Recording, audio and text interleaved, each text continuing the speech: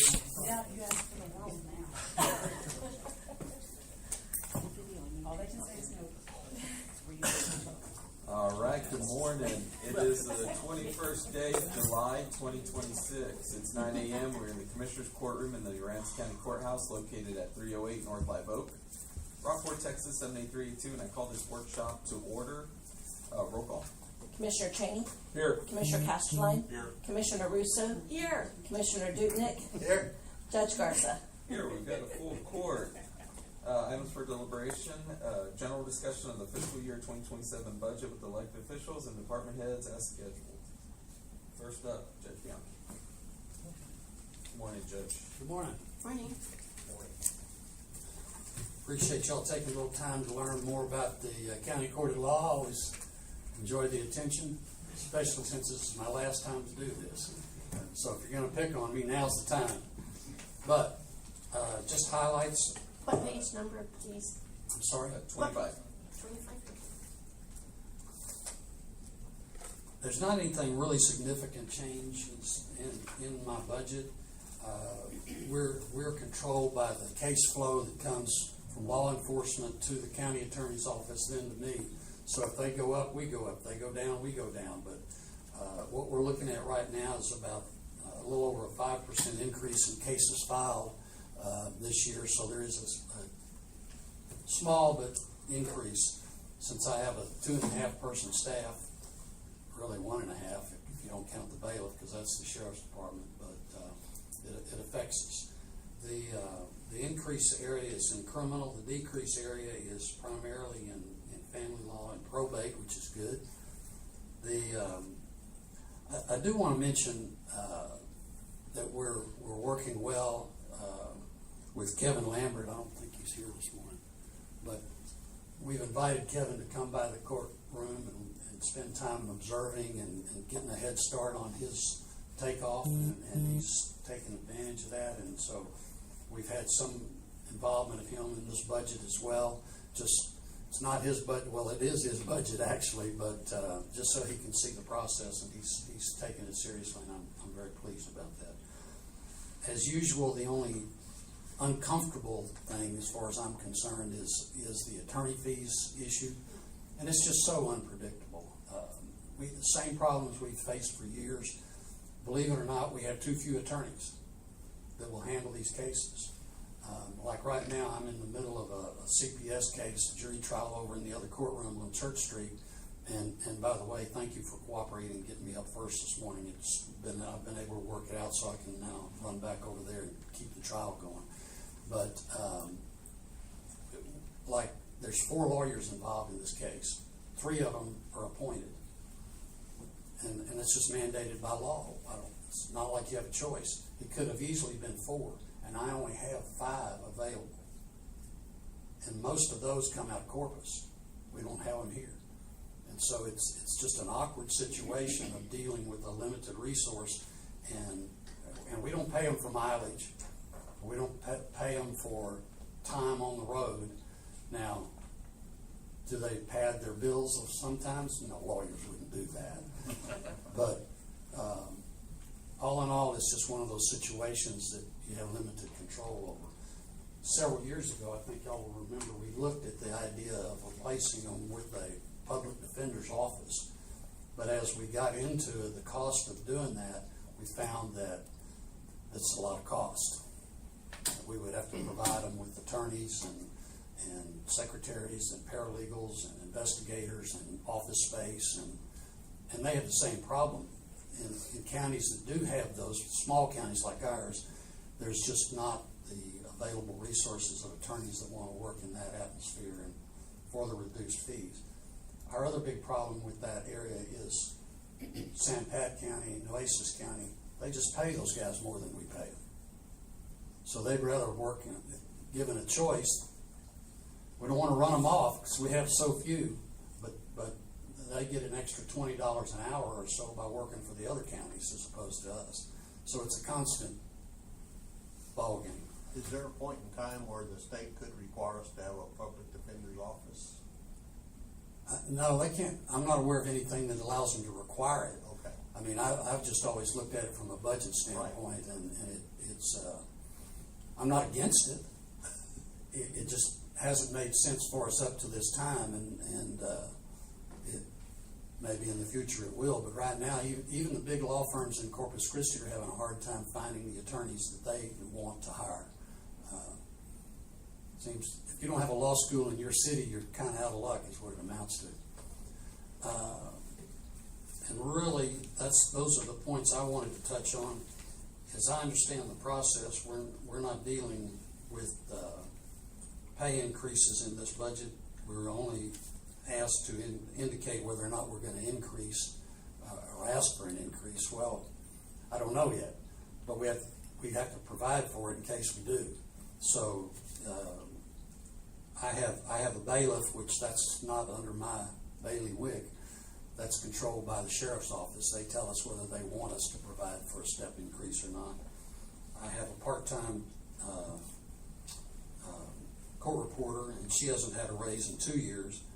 And of course, my court manager, and so I have indicated that I would want to provide for at least a step increase, one step for those people, and to be determined on merit at a later date. So this budget includes a proposed step increase? It doesn't show the amount, it just indicates that we want to provide. Okay. It Y'all- is not y'all provide us included those in numbers these. later, right? Okay. Correct, yes, sir. So the variance is due to, The variance is due to other increases that have taken place prior to 26 budget. okay, or thank you. After 26 Well, budget. and look at it this way, Commissioner, you're gonna save money on less longevity pay. I know. And a couple of other things. Questions? Well, I'll tell you what, Judge, since this is your last budget, I'll try to be nice to you. And I appreciate that. You have been a real blessing to this county. We've had very good people to work with, but your idea and your help in getting the county court of law through all the process that we had done has proven to be a godsend. I mean, we're getting a lot more stuff done and everything. And I just want to thank you not only from the budget standpoint, but from everything.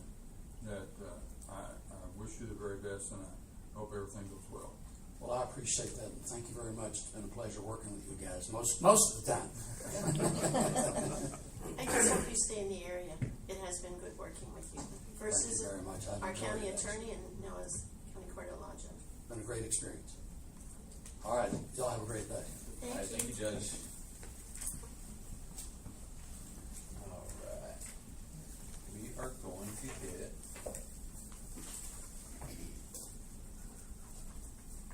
our hot funds. And first up, Russell Cole. Roy's Fist. And the page number, please. It's 83. Thank you. Morning, Russell. Morning. First, I want to thank y'all, the judge and the commissioners, for listening to me this morning, and for supporting Fulton Oyster Fest in the past. Believe it or not, we're gearing up for our 48th annual Fulton Oyster Fest, which will be held March 4th, 5th, 6th, and 7th, 2027. Little bit about Oyster Fest 47. On the days, well, Thursday, we did about even as last year. Thursday is we started opening on Thursday so we could, if we had problems, we had time to fix them and stuff like that. We never really expected to make a whole lot of money on Thursday, but it's turned out to be a success. Seems like that's when all the locals go because it's not as crowded. And so this year we did probably exactly what we did last year on Thursday. Friday is when it really starts getting busy. That's when we get our out of town people. I thought we did very well on Thursday, but we actually did less Friday. we actually did less this Friday than we did last year. Seemed like the same amount of people came through the gate, but, you know, you never know what they're gonna spend. Saturday. We had one of the best Saturdays we've had in the 47 years of Oyster Fest. We didn't break any records, but they were spending money. Then of course Sunday hit. Rained all day. I think we grossed maybe $25,000 on Sunday. It was bad. That ruined our weekend. We didn't have no carnival. We had to shut the carnival down. So Sunday was just a wash. We didn't make no money, but that's, you know, it's just part of it. A little bit about the 47th. This year we sold 482 sacks of oysters, 48,200 oysters, versus last year we did a little over 400. I kind of hate using this number, but to kind of tell you how many people drink beer, we did over 320 kegs of beer this year versus 300 kegs last year. And we went through 43,500 pounds of ice. This year we figured the attendance was around 42,000 people compared to a little over 38,000 last year. The advertising we did last year, we did our normal advertising, local, 3, 6, 10, newspapers. Then we went out, we hit the Victoria Market, San Antonio Market. This year, with the help of the chamber, we were able to hit the Houston Market. And believe it or not, as I was talking to people, we had a lot of people from Houston, their first time. So I think that's going to be a good market. Some things that we're going to continue with the way we're advertising. We are going to add some digital billboards. Those have become a hot item right now, and they used to be real expensive because there wasn't very many. Now, if you drive up and down the freeways or the cities and towns, you see them all over the place. So it's getting fairly reasonable, and you don't have to do a long-term contract. You can pick 2 months ahead of time, 1 month ahead of time, or whatever. So we're going to use that option this year, along with expanding our website. Just a week before Oyster Fest, we had over 20,000 hits on our website. And I think we had 75,000 all year. Of course, it's a lot of questions, but it tells me people are looking at the website. And of course, our social media. If you'd asked me 5 years ago about social media, I wouldn't have gave you the time of day, but that's just, that's where we are today is Facebook and all the chat this and chat that, whatever they call it, but it works.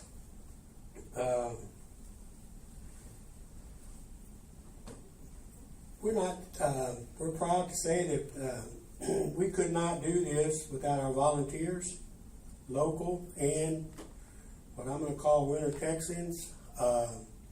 They step up to the plate, and I mean, 4 days, you give them a time, they're there.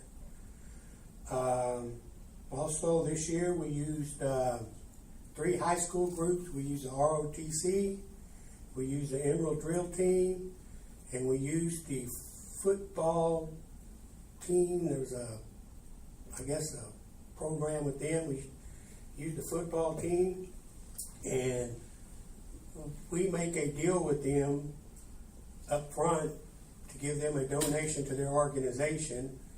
And then if they do a good job or we're busy, we will give them a bonus. Well, it wasn't their fault this year that Sunday turned out bad, but they worked their butts off on Saturday. I mean, hard. So you know, all three of those groups got a big bonus.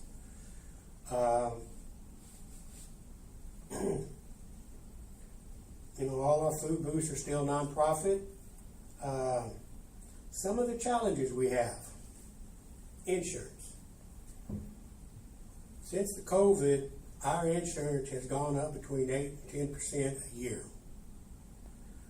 And I'm sure y'all felt that pain too. So, and it's something you have to have. It's not an option whether you have insurance or not. So, you know, that's something we're going to have to pay for no matter what.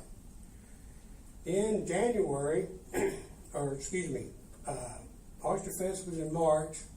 In May, we get a bill from the comptroller's office. A new law went in effect in January. TABC. Used to, nonprofits didn't have to pay a tax on the alcohol they sold. Well, they changed that. And we did not know it. We get a bill, it's $12,000. So, I mean, you pay it. I mean, you don't. So, you know, that was kind of unexpected. But we know in the future, you know, and just the cost of everything used, rentals of tents, tables, chairs, you know, they go up 3 or 4, 5% a year. You know, as we strive to keep prices low so that the families can come and enjoy, you know, we're going to try some new things this year. We're going to stage sponsorships, and we're going to banner sponsorships. And we're going to launch those September 1. And basically there'll be a price to hang your banner in the big tent outside. If you want to sponsor a stage, you'll get a little bit of perk with it, but you know, we're limited on space, so we really want to try to keep it affordable for the families.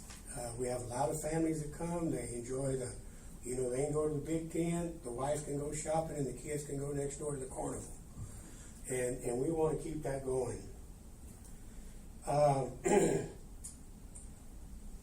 This year, we're setting back more money for the future of Oyster Fest. But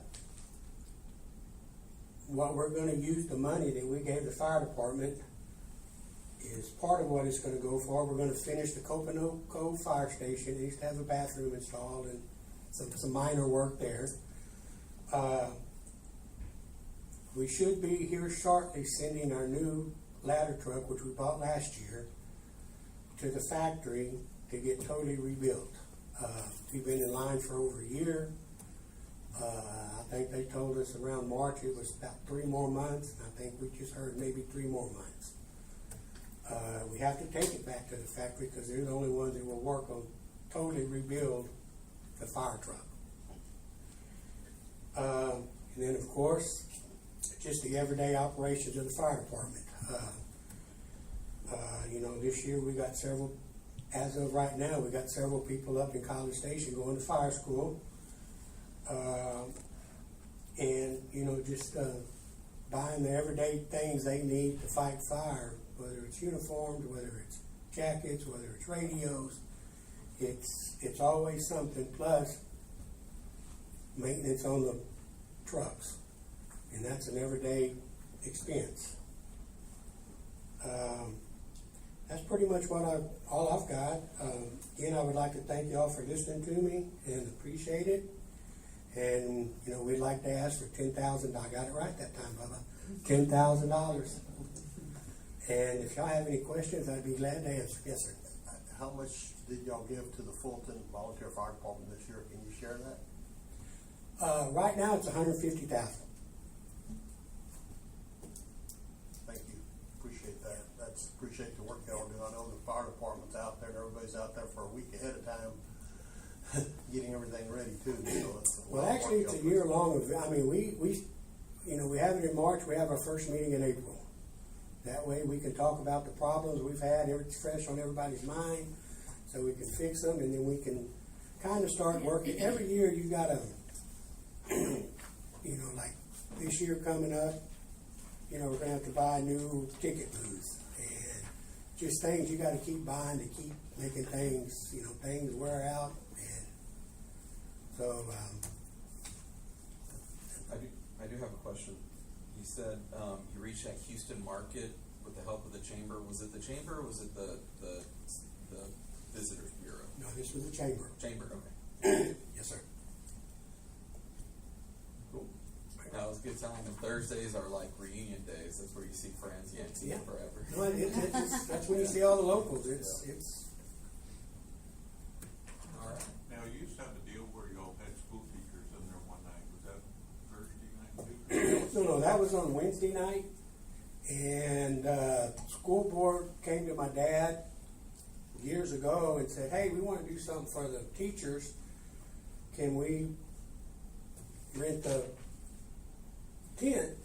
And they had somebody come in and cater, and they used the sound system, and my dad said, "No, we'll let y'all use it, you know, for what you teachers and everybody does." It's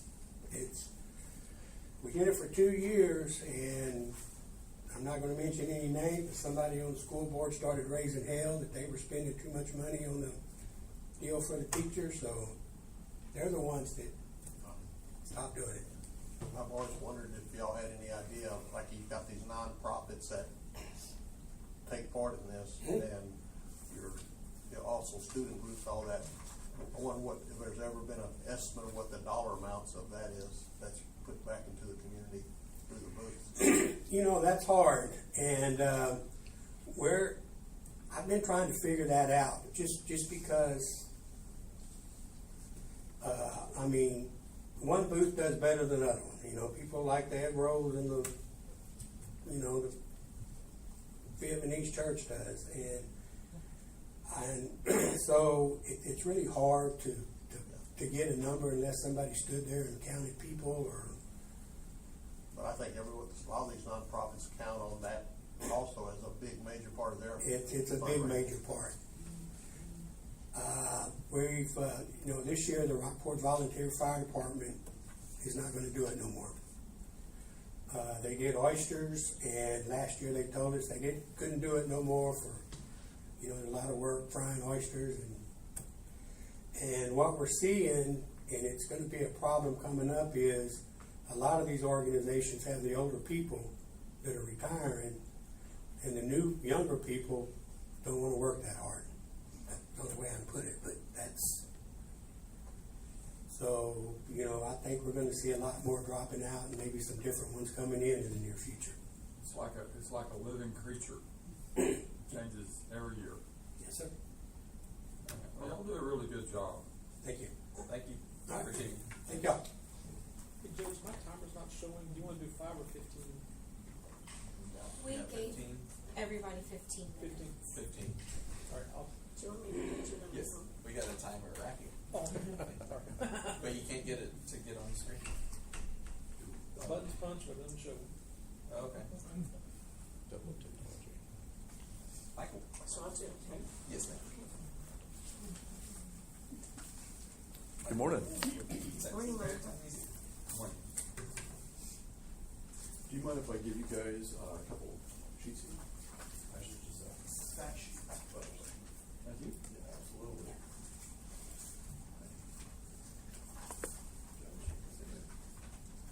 I'll make sure that you guys can. Thank you. Absolutely. Thank you. Oh, my goodness.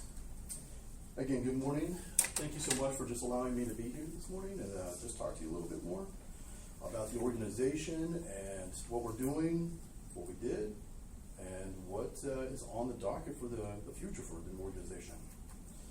The information that I gave you is just a quick fact sheet, so that way you can just kind of follow along here.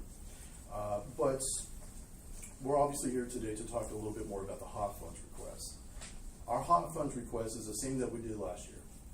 Okay, so it hasn't changed. It's I believe it's 4%. 4%? Yes, sir. Yeah. Which equates to, and again, roughly $37,500. We know how that process works. It doesn't always equate to that. So, but the reason for that is because of the work that we have done, obviously, as well as the work that we're about to do. We have taken significant strides in order to focus and evaluate pretty much almost every single aspect of the organization, from education to curatorial, exhibits, and obviously see the impacts that we've made. So much like the fact sheets that you have there, you can kind of see that our education department alone, we evaluated the process, what we're doing. Shelley is like if you know Shelley, our education director, she's kind of like a Energizer Bunny. She's like everywhere. She did over 40 different programs, or over 40 programs throughout the entire year. Her attendees are from toddlers to senior citizens and everybody in between. And she has the patience of a god. So, but the fact is that the attendance is what's impressive. So I stood here last year, not necessarily here, but I stood in front of you last year, and I talked to you about the fact that her programs had just shy of 5,000 in attendees.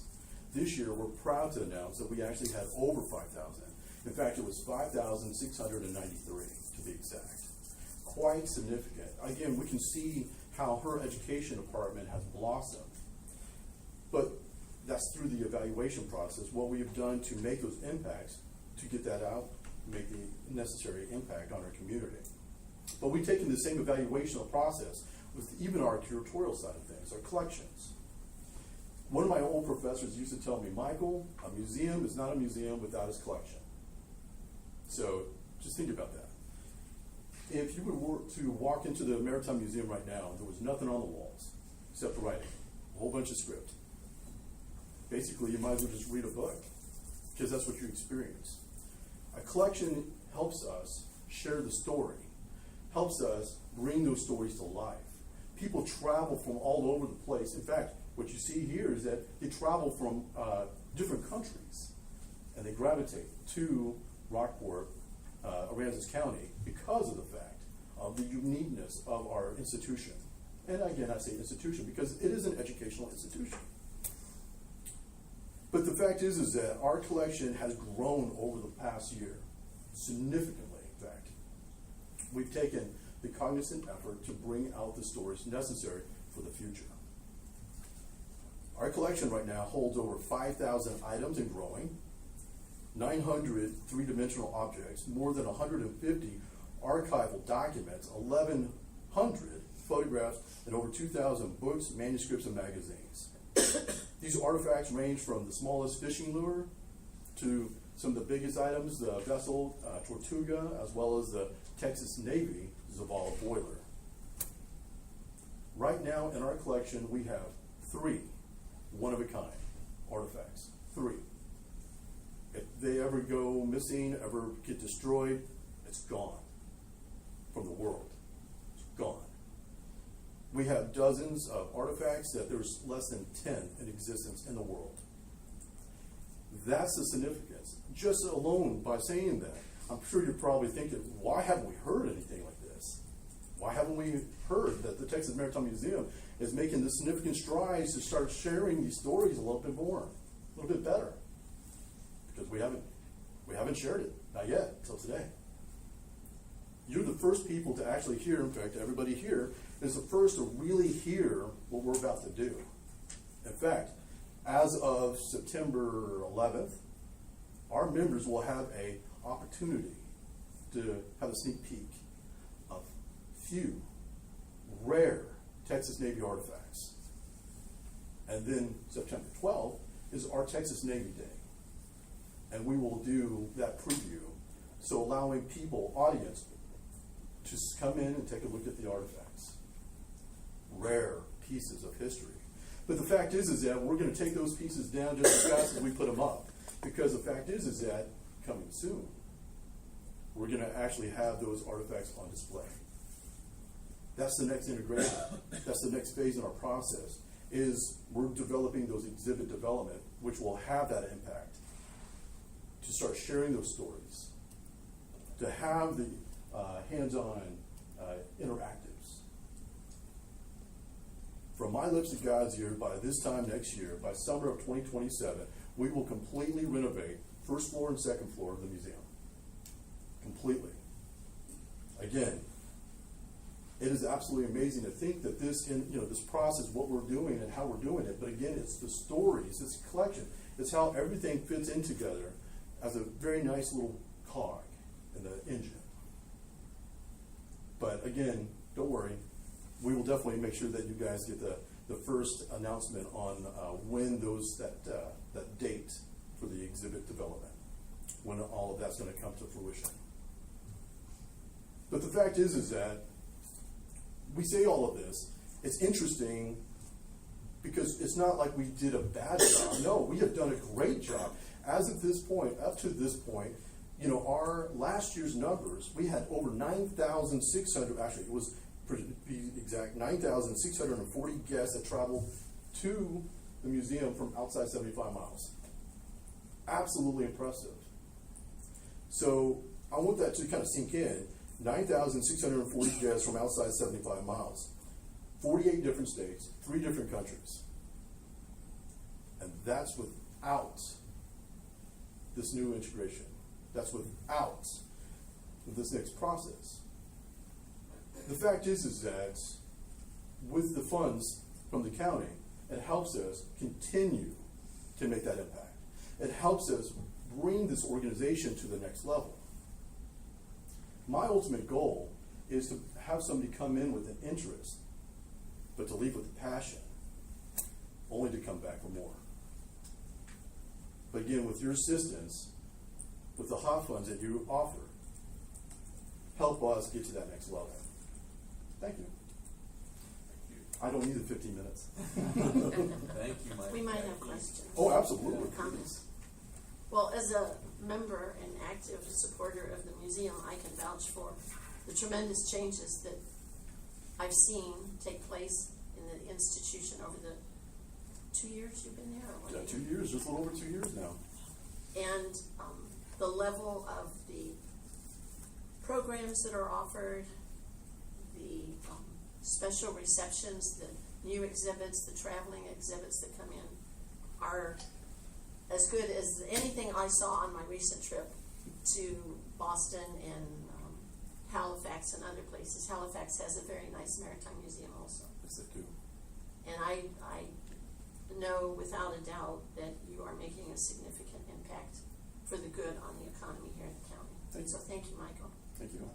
I can see the museum and our future aquarium complementing each other. Oh, very nicely, in fact. Plus the both, I'm very excited to see our neighbors coming around the corner. It seems like 10 years ago, they were coming and they were discovering that we had an aquarium, that we had a maritime museum. They were just discovering that. And now they're coming there and discovering we have other things besides just that. That's correct. And y'all have done a really good job. All the directors, all the folks have done a really good job. They're all committed. And I know my little granddaughters think Shelley's the best thing in the world. She's pretty amazing. In fact, she's finishing up on her 1 foot. Oh my goodness. Yes. If you've seen her today, she's still hobbling around, but yeah, she's still getting it done. The fact is that she's finishing up her 4th camp this week. So, and she does one in the morning and one in the afternoons. So she is. Are y'all going to extend the age limit to 12? That's a great question because the fact is that Shelley and I, just this morning, we were just talking about something like that. Yeah. So it's still in discussion. Obviously, I can only still a few minutes of Shelley's moments. This morning, she was very much preoccupied. So, but that is actually something that we've actually talked about. That's a good idea. Yes, it is. As well as other ideas that we're slowly bringing to fruition.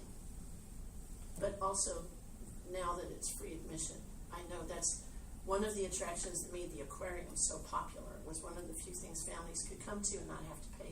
That's right. And now we will have the aquarium, we have the Maritime Museum, we have the Center for the Arts, and that's a very, very attractive point for families traveling. Absolutely. We do recommend suggested donations. Obviously, as we improve the exhibit experience, we still suggest $5 for adults, $3 for children. But the fact is that it is free. It's just a suggested donation. What we've seen is that more people, because of the suggested donation concept, have actually gifted the museum a lot more money per trip, per visit. So it's actually been a very, very beneficial process for us. Thank you, Michael. You're doing great. Thank you so much. Thank you. Yes. I don't Thank see you. Karen, but I'll be presenting. Ms. Pereira. Okay. Good morning, Kathleen. Good morning. My name is Kathleen Barrera. I am the Deputy Director at Rockport Center for the Arts. Miss Karen is visiting her mother in Nebraska, taking a much-deserved break after the art festival, so she sends her best regards, and she sent me in her place, so I'm happy to be here. I believe we have a presentation. I don't. Oh, okay. My apologies. We don't worry about it. Okay. So I'm excited to be with you today to share our HOT funding request to Aransas County for advertising and marketing funds. So the mission of Rockport Center for the Arts is to be the catalyst for opportunities in the creative arts. And through that, the Arts Center has become a vital cultural anchor in our community. We're dedicated to enriching lives and the local economy through our robust offerings in multidisciplinary arts programs. We offer everything from art exhibitions to workshops, culinary classes, live music, 2 major festivals a year. And through this year-round calendar of activities, the Arts Center provides programming that attracts both local residents and outside attendees. And cultural tourism. Speaking of cultural tourism, did you know that investments in the arts strengthen our community and fuel economic growth? Arts and cultural tourists stay longer and spend more money than leisure tourists. And 1 in 4 Texas tourists come for cultural tourism, and that is only growing. Taxable revenue from core arts cultural industry has grown by 63% since 2010, and over $7.3 billion is spent on cultural tourism a year. All that information is available on the Texas Cultural Trust report if you're interested in learning more.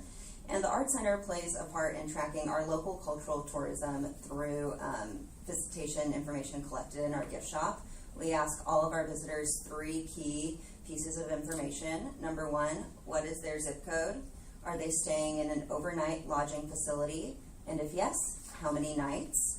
And through that, we learned that between January 1 to December 31 in 2025, RCA served 46,850 visitors, and tourists reported 26,795 room nights. And then there's some figures I want to highlight in that for y'all. The total attendance, July 4th obviously is very significant weekend for us with our art festival. So last year in Q3 we saw 17,759 visitors come in, which is above average compared to the rest of the quarters. The rest of the quarters are around 10,000, but that art festival is just really a major draw, and so we're very grateful to host that year over year. And because of that, those information we collect as far as our zip codes, we're able to figure out where people come from. And what we've learned is that we serve 4 major metro areas, which are San Antonio, Houston, Dallas-Fort Worth, and Austin. But kind of surprising that I learned is that rural Texans are coming more and more to our region, and oftentimes in our zip code data, they are surpassing those of our major metro areas. So those rural Texans are very significant for us and a growing demographic that we see. And then on a national scale, the Arts Center had visitation from all 50 states last year, which just shows that Aransas County and the cultural tourism that the Arts Center provides is becoming more and more attractive for our national visitors. And all of this visitation and activity happens thanks to the engaging arts programs that drive cultural tourism. In our galleries, right now we have 3 incredible exhibitions, and we invite you all to join us on the 2nd Saturday of every month. That is a major opportunity for the community to come out together. In 2 hours, from 5 to 7 p.m., we close out the Art Walk Night. We have over 200 people come into the galleries. Great chance to hear from artists and see just the impact of visitors from outside the community with our local population as well. And then coming up in the fall, we will be celebrating a local legend, Mr. Steve Russell. He will have an exhibition in the HEB Gallery. Steve Russell was one of the founding members of the art colony, and so he's one of the main reasons that cultural tourism even exists to begin with here, because of the work he and the other founding members did. So we're really excited to be offering that in the fall. On the stage in the Rock, we have our beloved music series. We're having 5 concerts, and season tickets are on sale for those. And once again, that has a great mix of cultural tourists and our local population coming together to experience unique opportunities that would not otherwise be available in the community. And then in the Culinary Arts Kitchen, there's always some class or workshop taking place, and those are all available on our website. In our classrooms as well, we already have our full fall season lined up. If you're interested in clay, if you're interested in craft arts, if you're interested in drawing, all of those are available opportunities. We're bringing in some really respected national artists as well, and so through that we do see visitors coming from outside the community, and through these multi-day workshops, oftentimes people stay longer. They make it a full-blown vacation for them and their families, so that has been really cool to see at all. And that's not all. Also happening throughout the year, in the fall, we have our Silver Meltdown jewelry show, and then we have our film festival. This year, the film festival is celebrating its 20th anniversary, so it's a major deal, our partnership with the Rotary Club, and through that, and partnerships with local hotels, we bring in filmmakers from across the country to come and give Q&As with their film screenings. And then, as you know, we just closed out the art festival, and we're already starting to plan for next year, so we just want it to be better and better. I don't know if you all had a chance to go out this year, but we did add a second air-conditioned artist tent. We added an air-conditioned shuttle that was a park and ride from downtown to the festival grounds, and those improvements made a big difference in our visitor experience. So we are excited to be offering those.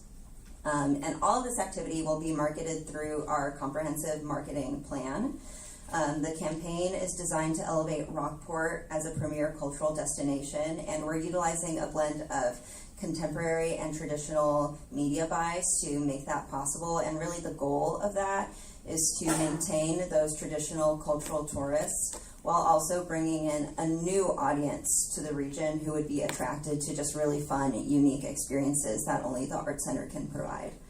And then as far as the full plan, there are some major things I want to highlight for y'all that we are able to do with the support of our government partners, which are advertising buys in Texas Monthly, Texas Highways, Glass Tire, which is the premier art magazine and publication for our state, and Art Houston magazine. And so with those buys, we're trying to be really strategic in, once again, targeting those 4 major metro areas, as well as that rural Texan population. And so the opportunity to engage with these major publications that have millions of eyes a year are really significant in bringing people into our community. But none of that happens on its own. It takes a significant investment from y'all. And so the Art Center respectfully requests $45,000 in HOT funding to support our comprehensive marketing plan, with the goal of essentially shining a light on Aransas County and how special it is to have the arts play a significant role here. And once again, just thank you. You all do so much for the community. You make a significant impact, and through HOT funding and your advocacy for that, you will continue to do so. Thanks. Thank you, Kevin. Thank Where you. are your billboards placed? Do you know? I believe we've had billboards before. When you're driving out from Corpus into Portland, there's that one digital billboard, I believe. Oh, okay. Yeah, so that's the main one that we've had advertising in the past. Do we have any in the airport? No, sir, we don't, but that's a great idea. You know, because whenever I fly somewhere, which hasn't been in a while, but I always look at a marquee and see what's local that, you know, within 30 miles, 50 miles, whatever. So we need to look maybe at doing something in the Corpus Christi airport. I think that's a great idea. Maybe we could work with some of our other destination partners as well and really shine a light on Aransas County as a whole and everything going on. I think that would be fabulous. I'll tell you, I know it's July 4th weekend, but I had duty, had to work, so I'd come to the office. In that parking lot across the street that way, I guess, the HEB parking lot, it was packed. And I don't think I've ever seen that packed, you know. That Yeah, it was a busy weekend. significant Yeah. weekend for us, and kind of interestingly, 70% of that visitation happened on that Saturday because it was 4th of July, and then Sunday was a lot slower. But with next year, 4th of July being on a Sunday, and maybe people having Monday off, we're expecting both days to be pretty significant. So, I don't know, it's going to be awesome. Yeah. Great. Well, I think you do tremendous work, and like I said, I just returned, and my husband and I went to several museums and galleries while we were traveling up the eastern seaboard and into Canada. And our art center compares with everything we saw and is superlative to some. And we wholeheartedly support your programs. Thank you so much. That means a lot. Thank you, Kevin. Thank you. And you did not use up your 15 minutes. Good job. Miss Judy? Good morning, Commissioners and Good morning, Judge. Judy. I'm Good Judy morning. Sutterfield, a Aransas County resident, and I am representing Keep Aransas County Beautiful. And boy, talk about changing the subject. We are changing gears here because we're going to talk about trash. Keep Aransas County Beautiful continues our goal of keeping litter under control and, more importantly, out of our waterways. In 2025, our engagement was, some examples of our engagement was with the Rockport Fulton ISD. We hosted several cleanups with the ROTC group. We also had cleanups with the science clubs, the National Junior Honor Society. We also hosted several cleanups from students outside of Aransas County. So we had students from the Victoria area come in and do cleanups here. We had students from Karn City come in, and we supply them the supplies. So that allows them to come in and be able to help us keep clean, but they're doing it for recreation, and they're doing it for education. A lot of time the teachers are bringing the students down here, so your hot funds helps us do that. Additionally, we did support the Rotary Club had to clean up, some HOAs had to clean up. We were pleased to partner with the HEB partners, so some of the employees at HEB has now gotten, so a couple times a year they will have a cleanup, and we provide supplies and haul off sometimes for them. A lot of times they take care of it themselves. So the reason why I mention all of these groups is because without them, KACB would not be successful. Our membership is very minimal. We have maybe 10 members, but being able to reach out and utilize these other entities, I think we've been fairly successful. So with your hot funds, we're able to purchase supplies, pay for the disposal of the trash, provide refreshments to these groups, and also outreach to let them know we are here and available to provide these services. And with the help of those groups, we have been able to earn the Keep Texas Beautiful Gold Star affiliate, and that also provides additional supplies to us here in Aransas County. So with all of those things, we also, KACB ourselves, sponsor cleanups. Little Bay, after nesting season, is always a big one. In November, we have a cleanup there where we actually get to coordinate with the Coastal Bend Bay and Estuary folks and get out on the islands and clean up all of the summer's debris that has been caught on the islands. We have to get permission to do that each year, and we're always happy to collaborate with those folks. And what that does is gives our community members opportunities. If they don't belong to a group or an organization, then we kind of target them to come in and do those types of cleanups. Big places, again, is Little Bay and out by Cove Harbor, which is always nasty. We also worked with environmental health last year and did a tire turn-in. We turned in well over 500 used tires, which may not seem to you to be, litter, but I guarantee you some of those would have ended up in our ditches and waterways. And that was also an event sponsored by the Council of Governments. So I think it's really important to understand all the collaborations that we're bringing into Aransas County. So we hope to keep that up for the next year in 2026. Picking up trash is not glamorous, so volunteerism in that way is sometimes a little hard to find, but we manage. I think we do a fair job. We have some new ideas for the 2026 year to maybe reach out to those individuals that can't do or don't want to do a big 4-hour cleanup. So we have some ideas of making what we're calling mini makeovers, and we hope that kind of takes off and spurs a new group of volunteers. And of course, we are grateful for y'all's consideration to provide hot funds. We're staying at the same level as we had last year. So we do appreciate your support.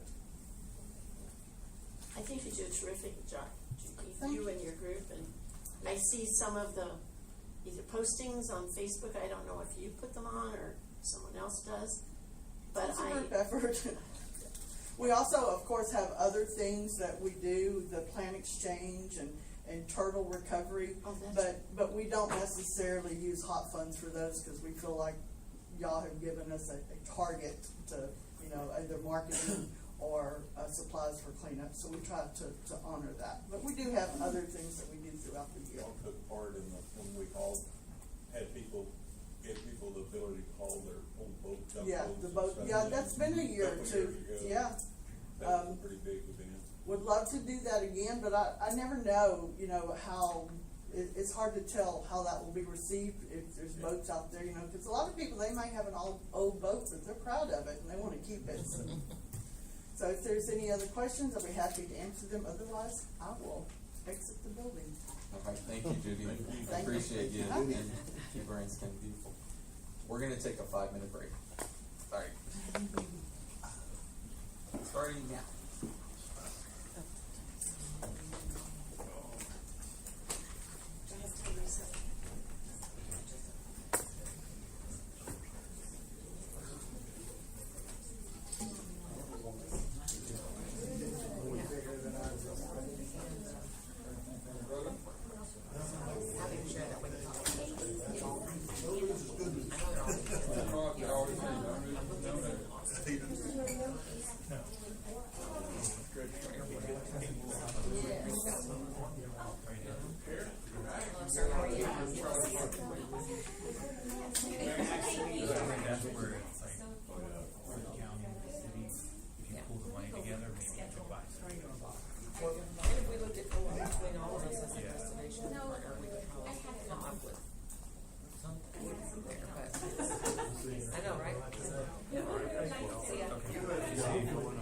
Unfortunately, I didn't realize that you guys were gonna be talking. This is way fancier than I expected. They won't even ask me anything. Now I'm walking up to a microphone. Okay, We had to cut Russell Cole off.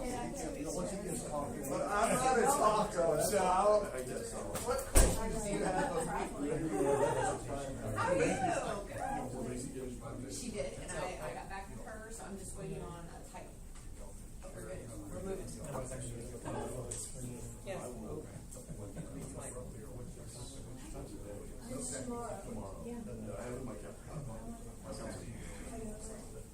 I missed, we made 3 meetings yesterday, but I didn't know. Sure. Sure.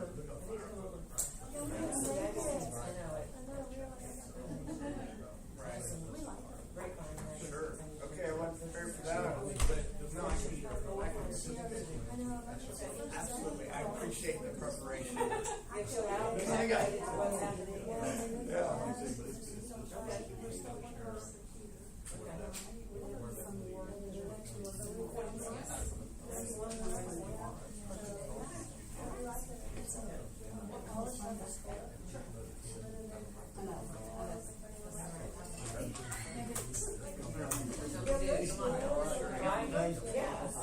Thank you.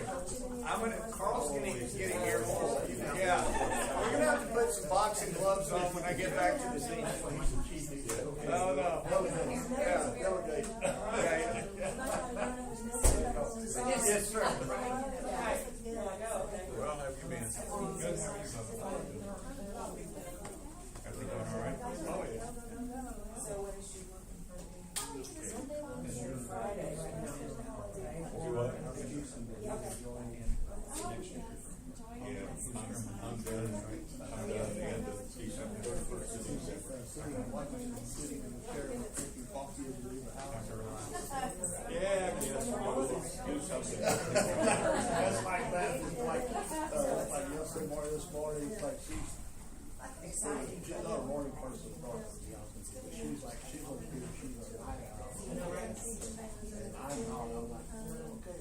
rock, I need to start finding someplace to lay down. Yeah, Yeah.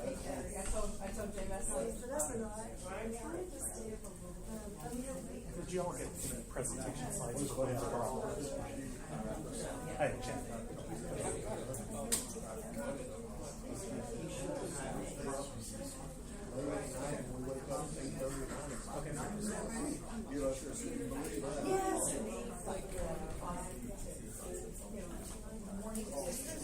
yes. That's me.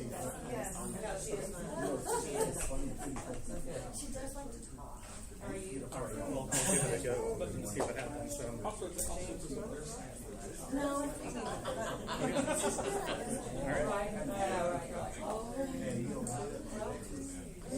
No, it's just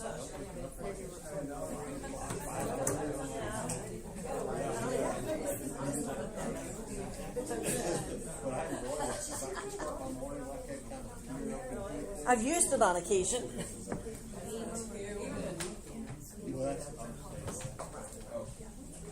That's what we've had.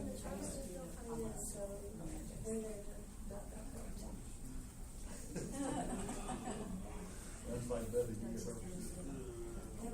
Don't talk to her, don't. Yeah, it's funny. Oh. Yeah, yeah. That's it. Well, that's me, I'll get up there and I'll get up.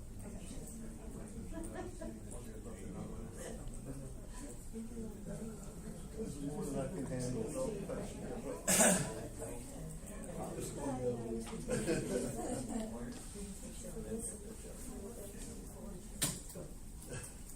We might have to do that for more. Get up and have a routine.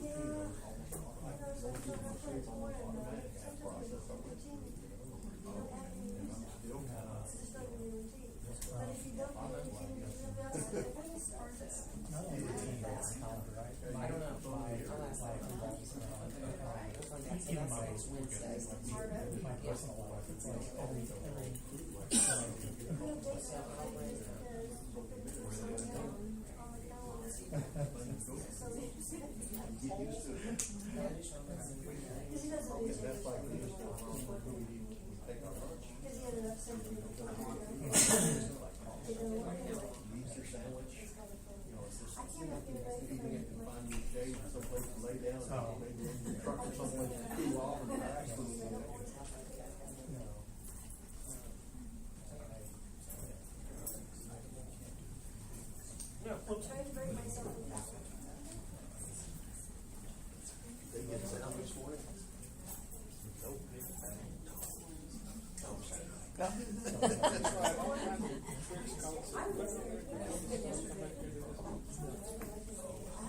That's the ones that we could get, y'all let us know. We should have put a lady at church or sign things else. The church I was music minister in Roswell had a deaf ministry, so I learned quite a few songs, but not, I can't converse, but I know quite a few songs in sign language. I'm sure you can. I just know some older signs I don't use, but I haven't used those a few times. I think we've all done Since that. I've become a commissioner. We're still human, though. Yeah, oh, yeah. I get tempted sometimes when I'm driving, I'm like, no, I better not.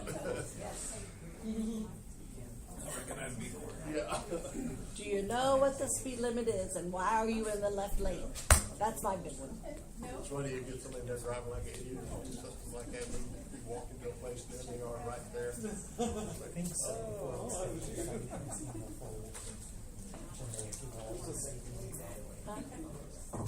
All right, Russ. Go left. So who's next? Perfect. All right, we got Mr. Chad. Come on up. Well, good morning. We're going to Chad Mitchell, and resident of Aransas County, and hopefully we're going to have some technology here working here for us here. Slide presentation. Maybe. See if it tries.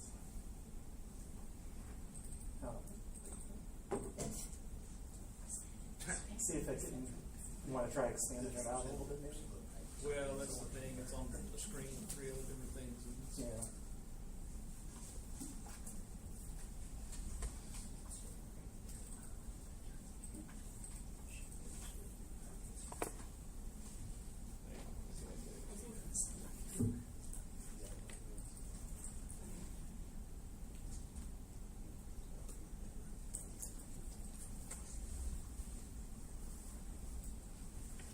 Let me see what this does.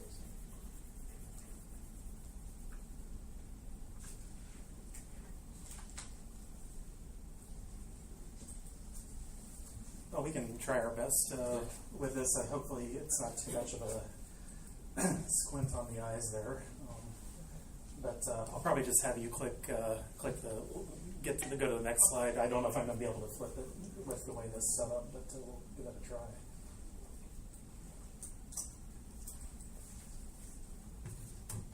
All right. So today I'm here for representing Wings of Rockport as president of the organization. We're a nonprofit here in town that does raises scholarships for those who are getting into aviation careers, as well as we do other aviation education opportunities. We did our first aviation adventure camp this year.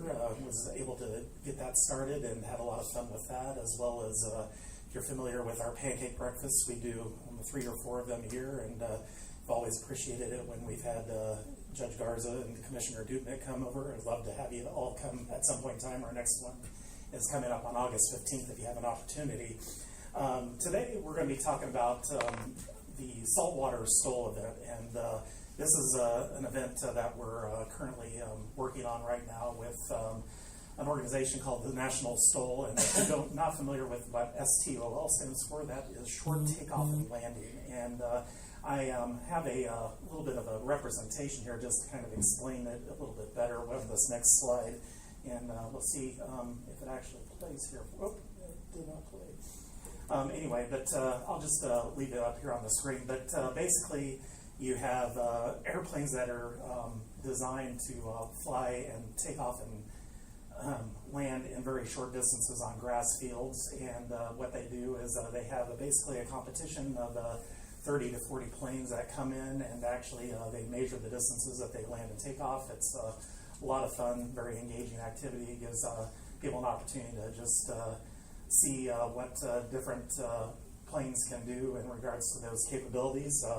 The National Stole, and this slide here. So the National Stole competition, as it is right now, they do competitions all over the United States. They have, we're projecting that we will probably have somewhere around 1,000 to 1,500 visitors come into this, and with probably somewhere around 200 plus room nights booked, which we've already booked some hotel slots for those people to be able to come in. Of those, we have probably around 40 to 80 pilots who will be coming in to attend that event. And it's, and you'll probably be looking at this and going, well, $25,000, that's a big ask for such a new event, and one that we haven't seen here before. And just wanted to, let you know that this ask is, for the county is so large because you guys, the county is the presence of the airport. The airport is Aransas County Airport, and it is a facility that, for me, I've become to love and enjoy working with Mike Gear over there as a manager, and just get to know all pilots and all the people who work at the FBO. The airport, as you know, has recently been established as bringing in over $40 million of regional economic impact. So anything that happens at the airport is getting noticed. This event is, just one opportunity for the county to increase its presence visibly around the world with this event. The National Stole event itself is nationally recognized.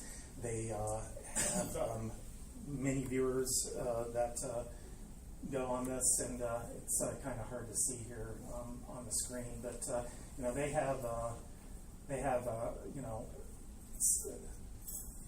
several 100,000 people who actually watch these events online at every event. So the opportunity to actually grow the visibility of the county as well as our local cities, any sponsors that come in and whatnot is it's just a large opportunity that we can't really miss out on. Not to mention that if we can, once we get this event running and work through this on a year-to-year basis, we'll be able to grow our scholarship funds. Over the last 2 years, Wings Over Rockport has been able to give out over $12,000 in scholarships to those getting aviation careers. So this last year we gave out $7,000 alone, and we're hoping that this event, as long as with our other fundraising opportunities we have, we'll be able to continue to grow the amount we can give. As you all know, aviation is a very expensive career to get into, and we just want to be able to offer those who have a need to be able to get into that as a career.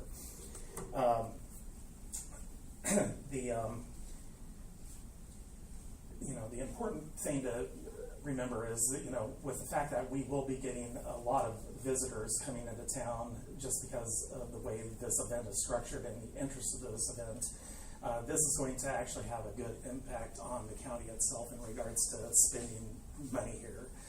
We're not going to have just people who are local coming into the community, but we're going to coming into this event, but with people coming in from all around the nation, staying at our hotels, going shopping, fishing, whatever they want to do over the course of the event. It's just the impact will be substantial, even though maybe the attendance numbers itself might look a little low. I honestly feel that we will be able to grow this event year over year and bring in more people as the interest grows. We already have 5 room blocks assigned through different hotels in the area in preparation for all the people that will be coming in, booking codes and everything for people to be able to book into the event for it as well.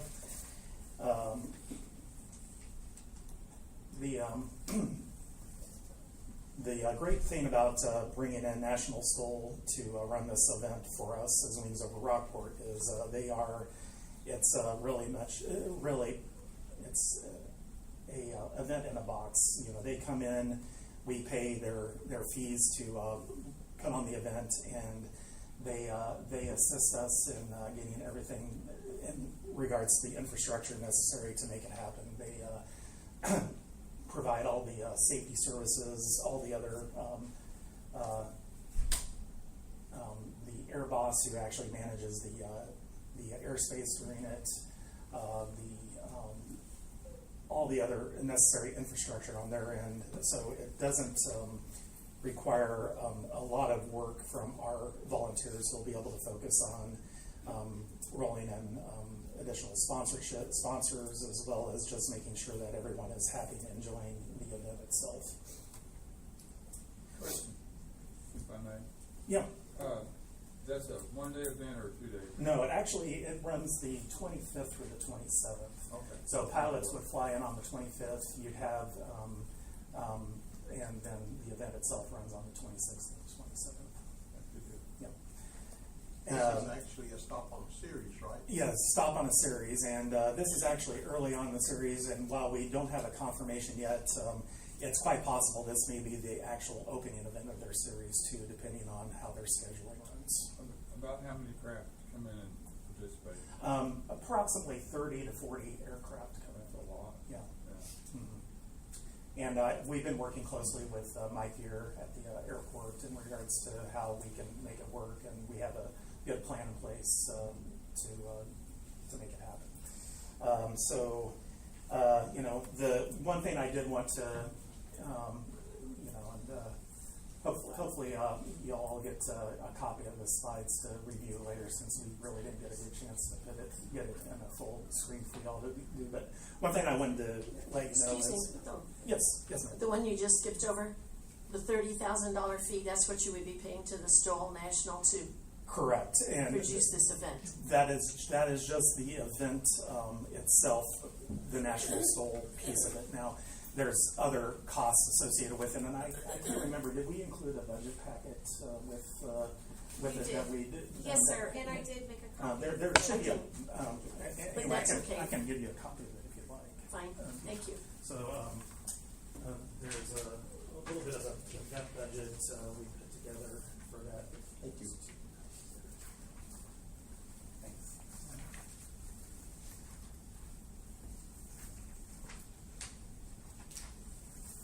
And obviously, there's actually other costs associated with it other than the $30,000 that we've got to take account for.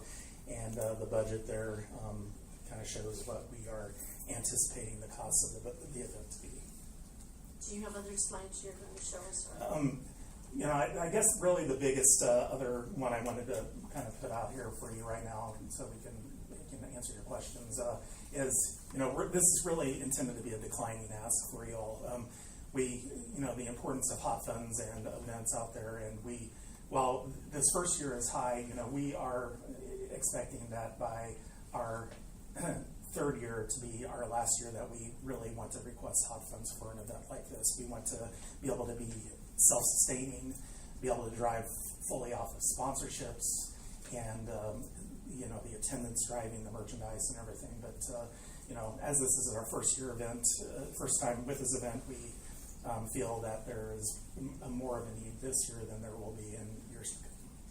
So that's what I have. Any questions? The $25,000 that you're requesting? Yes. Is that all going to be for advertising and promotion? No, that is actually would be designated under the sporting event category that the Hot Funds offers. Sporting events category. This is a competitive event, so the request falls under sporting events and event category. Well, I believe that the funding is strictly, can only be used for advertising. Promotion? Yeah, it's promotion, I think. Not the actual event. It's not, as I understand it, it's just like, kind of says it's not something you can use to, pay parking attendance or something, it's for advertising only. Advertising only. Okay, that's correct, right? Correct. And promotional events. We will, I understand the same thing, but we will review that and make sure prior to. Because my understanding is sporting competitive events also falls under a category under appropriate hot funding asks. I mean, we can adjust where the money goes in regards to that, but my understanding of how hot funding can be. We've always, as far as I know, we've always, city hot funds. Yeah, city hot funds are different than county. We have some other restrictions, so we'll double check and look at that and make sure. Okay, all right. Anyway, any other questions? Not exactly a question, but perhaps a couple of observations. When I first reviewed the budget, I don't know, beginning of June perhaps, and I saw the ask, I was very surprised at the amount, extremely surprised at the amount. And I saw, I think, your first request, nothing that had some of this information on, which is very helpful, so I'm glad you provided it. But I checked with the airport to see if those dates had been booked for an event, and the airport wasn't aware of that event. Now, I'm sure in the interim, you've mentioned it to the airport staff that you're looking at these dates. But I was concerned that we were being asked to consider a $25,000 donation for an event that wasn't even on the books at the airport. Fair question. I actually have been sitting in on some of the airport advisory board meetings. They are the dates, and they're completely on board with the schedule as we have it. They may not have it on the books yet, but I am in communications with Mike here and making sure that it does get officially put on. I can vouch for that. The last airport board meeting, I was in attendance, and they did request came in before it was, Before the date was cleared, I guess, is what you're saying. Yes. But at the last airport board meeting, it was brought up, and that date was the date they had chosen or cleared. Yeah. I know I've never been to one in person, but I've seen them on TV and looked on YouTube. It's pretty interesting. I'm curious to see how it would work out with the winds we have in Aransas County. Well, what's interesting is the National Solar Organization, we talked about weather and stuff, they actually love weather that is unpredictable because it brings a additional excitement level to the way they can plan and take off. So, any other questions? They're doing all that in a space less than this room. They can land in a very short space, yes. Yeah. Thank you, Chad. Yep. Like you All right, said, thank you. it's probably limited to advertising and event materials. Okay. We'll have legal look at it, but yeah, 25 is a big ask for the first one. I understand it's a declining ask, but we'll weigh it. Yeah. Thank you. Thank you. You said you will share those? They are you all should have a copy of the slide presentation. So. And I haven't seen one. I guess we'll have to get them from. Yeah. No, I did not get those prior to. Whatever you did email to me is what I make copies. Oh, right. I did provide a USB drive on Friday that they did. And we'll print out copies, Russ, if you can send that to me, and I can take care of that. Okay. Thank you. Yes, sir. All right, thank you. Michelle, Chamber. 2 minutes. morning. Hi guys, how are you? Good morning. Good morning. I'm here on behalf of the Chamber asking for hot funds for operations of the Visitor Center. So as you all know, I hope you know, we are the Visitor Center for the Rockport, for Fulton, for Lamar, Holiday Beach, Copano, the county. And we're very excited about a lot of the changes that are happening in our organization. So before, visitors spend money, they want to come and they want to ask questions, where to go, what to do, what should they see, those kinds of questions. And they come to us and ask us those questions. So we are forever training and updating, and obviously that takes money. A lot of times we're the very first stop in Aransas County, so we're trying to extend our visitor experience, and we're doing that by working a lot more closely with our partner organizations such as the City of Rockport. We've been working very closely with them on numerous things with the CBB. We're working with the town of Fulton. In fact, now we even carry merchandise selling for the town of Fulton, and so we're doing updates and repairs. A lot of our stuff just hadn't been updated for a while, so we're that close to the water, it takes tolls on everything. All of our stuff was rusted, our light fixtures was falling off, just normal repairs and things like that. So we're here again, and our ask is the same as it was last year. We're here to ask for funding to help us run the visitor center because we can't do it without the funding. So we had just around close to 7,000 people come through last year. We're trying to increase that. Just this last Saturday, we did Chillin' in July, where we gave away snow cones. We had 41 people come and sit on the porch and enjoy that. And while they're doing that, they're getting information on other things. So that's my first ask on that. So do I have any questions? Yeah, again, my question is, the real definition of what hot funds are for. I've always understood that they were directed to bring people in that would not normally be here. Now, is that correct? The statute allows us to finance visitors.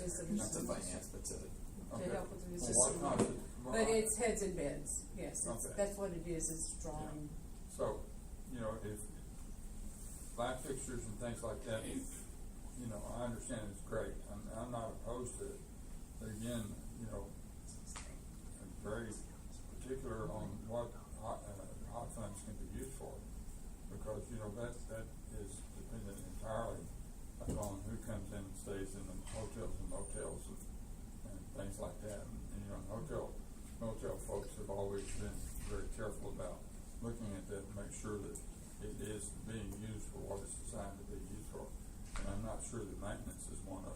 It is. It is. It is. I promise you it is. Okay, I've well, reached I'm out to not Scott challenging it, Joslove just many not times. wrong. Yes, Okay. it is. Okay. It's like the statutes like build, operate, and Yes. maintain the Yes, sir. visitors. If I don't know for sure, I call and ask. Okay. I do. I know call you the do- state you do a really good because I job. don't want to get in trouble at all. So if I even not sure 100%, I pick up the phone and call and ask them if I could use that for that before I use your funding. Well, y'all do a marvelous job, I know that, you really do. But, I just wanna make sure that we were on I the straight understand. line. I do. I understand. Well, I appreciate the fact that you have Saturday hours again. We do, and we just hired a part-time to cover Mondays while she's working Saturday, and also to cover the minor holidays now. When I say a minor holiday, I mean like Columbus Day, because when our original person was hired, they were hired through the chamber with the same benefits as the chamber and the same days off as the chamber. Columbus Day, the chamber's closed. The visitor center necessarily shouldn't be closed. And so we hired a person, and they understand that they're fully there for Monday, Wednesday, and Friday, and minor holidays. So we will continue to open and operate our hours, expanding on that. So we're very excited about that. So really the only day we won't be open now is Sunday. Which is fine. Yeah. Of course, we're not going to ask them to work Thanksgiving or Christmas, but all the minor holidays will be open. Cool. All right. Well, Do, thank you. do I have time? I still have my 15 minutes. Can I ask for something for more money for Hummingbird?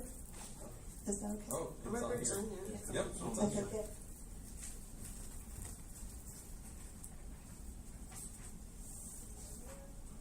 Oh, you got Seafair too? No, Oh, I don't. I'm not asking for money for Seafair, but I could. Sure. No. Seafair is on there with me. for sure. Yes. No, really, what we're asking for, like I said, we partnered with the CVB, and they're doing great on advertising and promoting our events, including Seafair and Hummingbird. So we're good on that. My issue with Hummingbird right now is we have all these people coming in to do these tours, and we're loading them on school buses, and we're grateful for the school buses, but they're very uncomfortable for some of the birders that are getting on these buses to tour around. There's no bathroom, so they have to wait till they get to the Fulton Convention Center, which was a real issue, because then they come in, there's a line. I mean, it was not a good look for us. So that's what we're asking for this year on Hummingbird. We will be getting all new signage, and because it's so different than it's been in the past. We're not at the airport this year now. We're back over at the Fulton Convention Center. The city, the CVB, they're going to promote it for us really heavy and get the people here. But we're putting these people on buses, and they're coming from all over the United States, all over the world, and we're putting them on a school bus. And so I asked for that, and we broke it down. But it's to get money for transportation for these people. I don't know if we could use hot funds for It's not in the cities, but like in Portland it was. So I know it does fall under one of the 9 buckets. I don't know if it falls under 9 buckets of the county. We would have to review that. So have you thought about talking to Riel? We have talked to, not Daisy, who is it now? Distant Brothers. They were looking at sponsoring it, and they may sponsor a little bit of it, but Real, we did talk to them, but they can't commit. And if they had another pickup, they go. And so we can't have that. We need dedicated.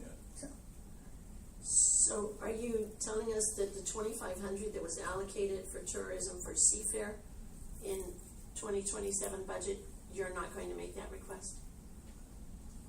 Today, no, ma'am. No. Well, not just today, but so we can pull that from what's on Yes. the hot fund request? Yes, because I was not prepared for that. I didn't realize. So. I don't have anything to get put. Okay, but are you thinking that you would want to? Yes, I would. I would love to. Can I come back tomorrow? No. Oh, can I come back later Back, today? I don't know Can you that give me an anybody's- hour? I'll be back. If you give me an hour, my ask for Seafair would be under entertainment. Okay. That's my biggest one. We'll have to look at it. Yes. I don't think we could fund it. It's gotta be for Promotion. Promotion. Okay. And it's- Okay, but just to know that there is a $2,500 allocation in the 2027 budget for Seafair. Okay. I'll take it. No, you have to use it for promotion. I know, right? Well, I didn't think I could, see, because I can't use it for promotion at Rockport. So that's why I didn't follow through on that. So, my bad. But, Well, if you're using them, we could take it off here. yeah. Well, they're promoting it tremendously. They've done a great job on promoting it. So, I feel like I could use my money in another And area. they're promoting Hummerfest too? Yes, they do. Okay.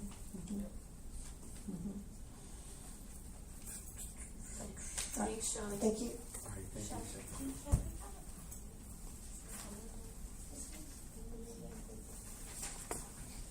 Mardi Gras, come on up.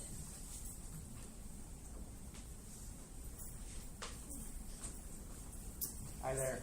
Hey. This is a little more formal than I was expecting. So, if you'll introduce yourself. Sure, absolutely. Amy Parker? I'm Charlie Parker. This is my wife, Amy. We're with the Lamar Fire Department, specifically in the marketing section for the Le Mardi Gras event. So to speak beyond that, it's kind of out of my wheelhouse, but I'm willing to field some questions that Bob's already kind of thrown in my lap. Thank you for the heads up on that. So for the Le Mardi Gras event, we've asked for $10,000. That sum was calculated based off greater than 70 miles advertising. So I have the spreadsheet set up, but our marketing budget is greater than that. I just focused on the greater than 70 miles. So that's how we calculated that the $10,000 figure. On this last Le Mardi Gras, we turned in only $8,600 worth of receipts, and part of that, we've been in a transition from legacy media, which is the older newspapers, so like Shiner, Moulton, those all got bought out by a bigger corporation. They've become harder to work with, and the price for those have doubled. So we're moving over to digital marketing. It's a lot easier for us. But in that transition, there's been some billing concerns and difficulties and challenges communicating with those newspaper organizations. So we've kind of been keeping ourselves a little bit of a buffer so we're not going over our budget. This year our budget for marketing outside greater than the 70 miles is actually $10,600. We've only asked for $10,000. We have those numbers for you available if you need, and we also have the numbers from last year available. If you have specific questions to what Le Mardi Gras is actually funding, and that is the operations and equipment for the Lamar Fire Department.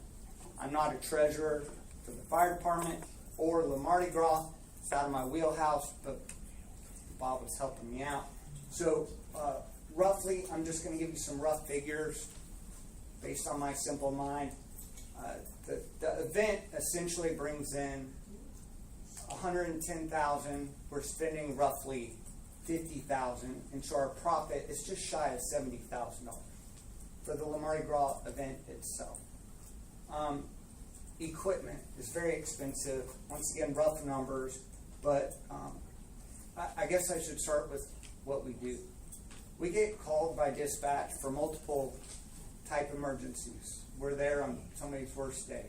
So fire is broken into two types. We get structural fires, and then we also get wildland fires. So we need completely different equipment to handle those situations. Then we also get called to a lot of the medical type calls as well. Lately we've been fielding a bunch of boat accidents, search and rescue type situations. So all that is 100% funded from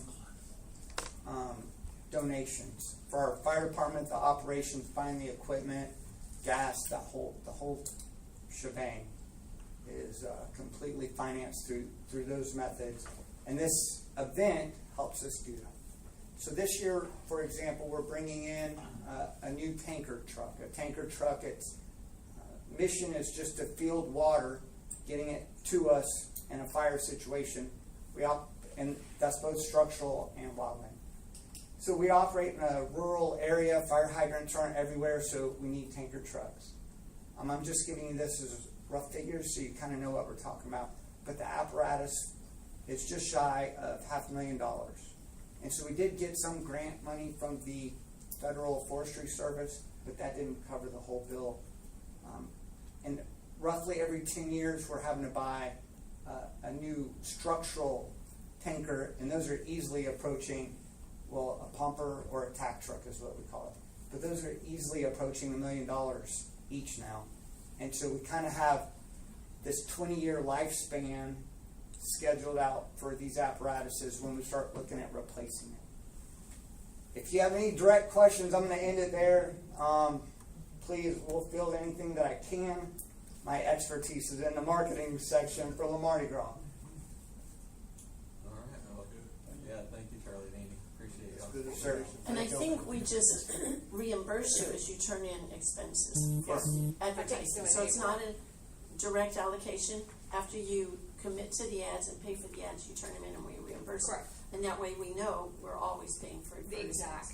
Yeah. Right. Yes, ma'am. And I believe that you are able to procure better pricing sometimes because of the status as a nonprofit or Right. Usually whatever. when I reach out to the different marketing platforms, once I say nonprofit fire department, they're like, oh, well, we're going to give you this discount, and some of them do, some of them don't, it just depends. And so, like, the reasoning for us transitioning, like he was saying, from the legacy papers is because those papers, I don't want to call them out, they would not give me any discount. They actually cost more than, for example, San Antonio Express. So if you do that little bit of math, I'm paying the same amount for a Shiner newspaper that I can on a digital ad that's reaching the entire Spans at San Antonio. Well, not a mathematician, but my money's going to go there where I can touch more people and get them here, as we all know, for the tourism, the heads, the beds. They spend money, so that's why they're here. That's well, why I they come. know you do a good job with the History Center because you're the director there, and you do the digital marketing there. So Right, good. right. So I just, I can implement in both places. Appreciate y'all focusing on that 70-mile plus. Yes, for that advertisement. reach. That's important. And Pat, to your point, so, we'd asked for $10,000 last year. We didn't get to that point. But some of that, I have to account for, say, KTFX. KFTX, the radio station. So I have to budget them in, but they've been giving that to us at a heavy discount. And don't say that in case other people are listening in. It's muted, right? Don't take that part. So I still budget that in, but if somebody's giving us a discount, obviously I might not reach that $10,000 that I'm asking for. It's usually just something odd. I can give you just a good example with KFTX. One year, the lady she's my point of contact, she was very sick. So she never received my emails going, hey, hey, hey. So she got with me like the week of Le Mardi Gras and was like, I am so sorry. So she pushed real hard that week. So needless to say, we got a hefty discount because she wasn't responding to me. So things like that happened, depending on the year. I think that was COVID, to be fair. So we have to have that cushion just in case that doesn't happen. Right. So that's kind of what we budget for. But you are able to use the money as effectively and maybe better than some others. One thing I'll say, and it's a compliment, y'all are a frugal fire department. Yes.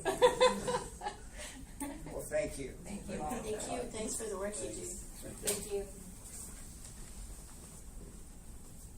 And I'm so sorry, Miss Nanette and Jatine. I thought y'all were on schedule. I just looked. I was like, when are they coming up? You're not on there. Come on up. Are we on there? Thank you so much for the opportunity. I'm Nanette Island. I'm the tourism manager for Visit Rockport Fulton. So I do have some paperwork to share with you, just a proposed budget for the funds that we did ask for advertising and promotion.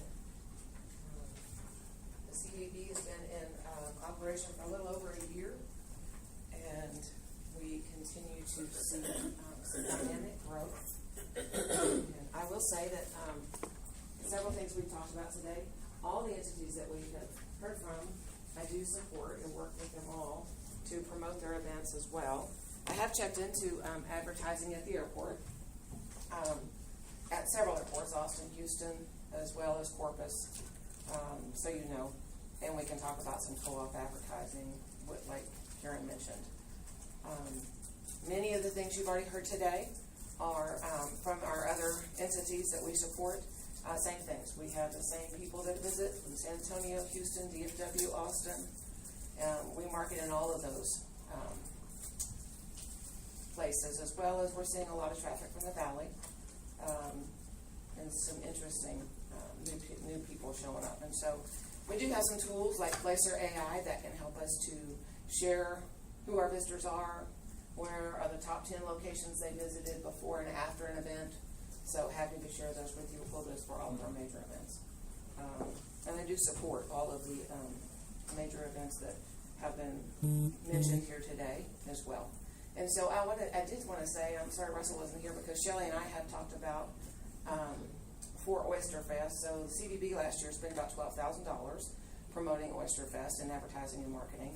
And I did partner this year with Shelley and the Chamber for we're going to the Houston Travel Show and the San Antonio Home and Garden Show. And that will be fully to promote Oyster Fest and some other things. So this is strictly a request for advertising and promotion dollars.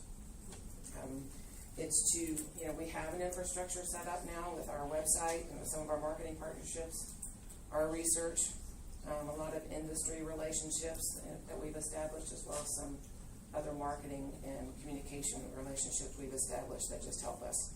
So our whole goal is heads and beds. That's why we're here, is to increase the people that come to visit and travel, finding that right visitor, those that spend the night, they want to come back, they bring their families, multi-generational travel. I spoke to several families last week that have been here with their kids and their grandkids, and they'd stay for several days. And they spend their money here in our restaurants, retail, and definitely spending the night for multiple times.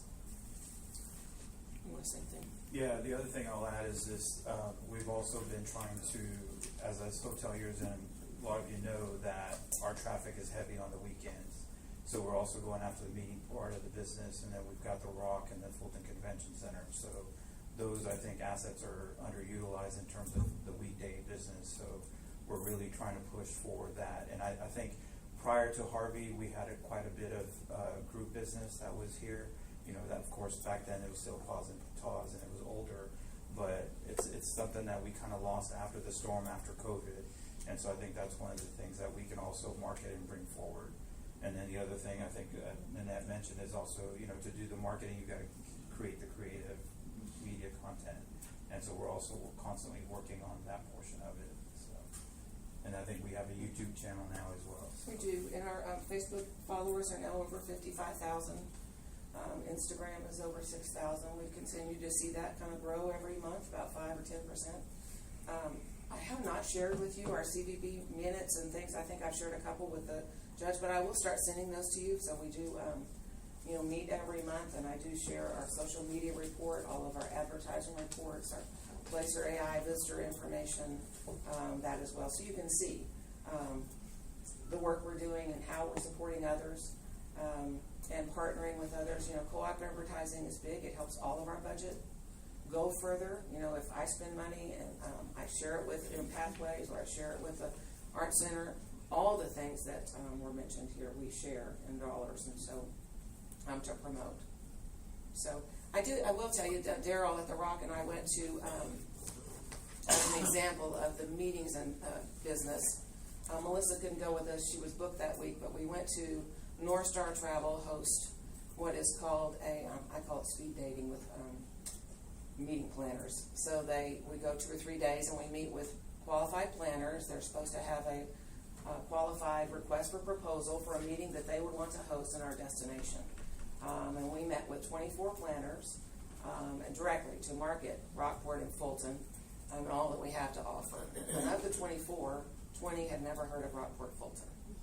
So we were shocked by that, but at the same time we felt like it was a great inroad to introduce who we are. So we followed up, obviously. The good news is that we do get all of their contact information for the people that attended and even the people we didn't meet with. So we're able to follow up and present Rockport Fulton. So as of that, we have a couple coming. We did a site visit, and then we do have one that's coming in October. So, and we'll do that again in October. Daryl and I are going again to San Antonio, and it's a small meetings market, so it's really kind of our sweet spot. 200 rooms or less, or people or less, so that's kind of ideal for us in the venues that we have to offer. So I did put together a budget for you so you can see exactly what we would propose we would spend that money on. And if you guys have questions, I'd love to answer anything you might have. I would like to see a list, if possible, of the attendees from the different associations, where you said you and Daryl attended. I'd Happy be to very share that. interested in knowing the participants. I think that would be Okay. good information to have. And I also have a question. How much did the city allocate out of their hotel motel tax to the CVB for the 2027 year? I have a dedicated budget for marketing only is about $350,000. And how much did they give in total for the CVB? For the CVB, it will be about. Do you know the total? Haven't seen the total. I requested 700. I actually requested 800, and then we reduced it to 700 so we could further give out grants to the other people that were here.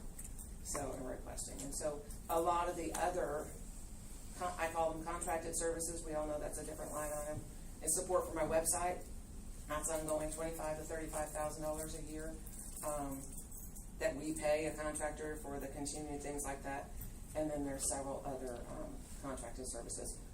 Persona marketing, Carl is our marketing partner, so he would be a contracted service. And how much did you say the website was? It's about $35,000 a year. Yeah. What is y'all's total operating budget per year? For hot funds, it's 1.5 this year, projected. So we've seen hot funds continue to increase. We've seen our sales tax continue to increase. I have a 6-month year-over-year anti budget for that we presented at the last CVB meeting as well. And the CVB part of the budget also includes the payroll as well as some data tools that we use. Right. So we always want to track how the short-term rentals are doing, the hotels, so on and so forth. Yeah, there's some reporting things in some there as well. reporting things that we want to make sure that if we marketed for, let's say, Oyster Fest, we want to see how efficient that was and what that did. So those kind of tools are also included within that category, or within that budget. So. And I think the other thing to note about this year's budget for total hot is that they have proposed a full-time short-term rental person that will move into hot. It's been in code and compliance, so that person's would be a full-time position, moved under hot funds, so all of that with retirement benefits, all of those things. So that's an additional $100,000 that was not there last year. So an additional staff person, you said, in the department? They're a short-term rental person. They're currently working under code compliance. It's Judy. Everybody knows probably Judy, but she's been doing that and the permitting process. So they want to make it a full-time position for, compliance as well as collecting the hot tax. Yeah, I think that's a critical issue for probably all communities. Yep. Because she's been significantly collecting back tax that has been owed for several years and has been very successful this year and seeing some of that come in. So. Thank you. Yeah, thank you all so much. Thank you. Appreciate it.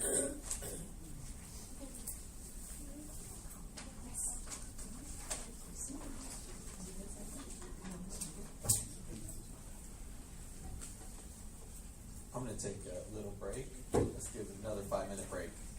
Start eating down.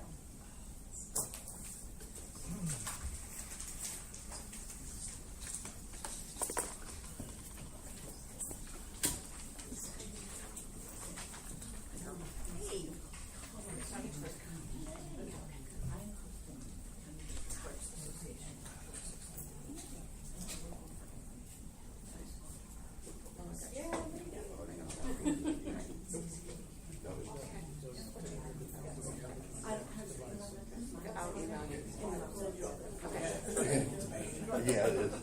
I've been trying to watch. Technical difficulties. That happens. I'm recording with my phone. We're calling it back in town. He'll lay it over. Yeah, that's good to know. It's probably not going to be as good as our normal sound, but Well, at least it's something. yeah. Because I've had a couple people ask me. We don't know why. Yeah. a real thing.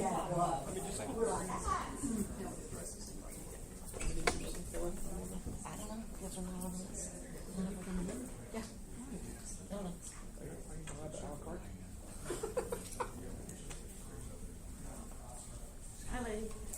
When you don't come see me, you keep telling me. After we move. Like after you move away?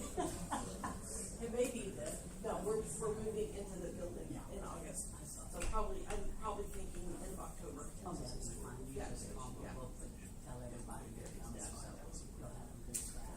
I've been telling them. That's end of October. Yeah, okay. Well, that sounds good. Y'all doing okay We're, Thursday? yes, we're good.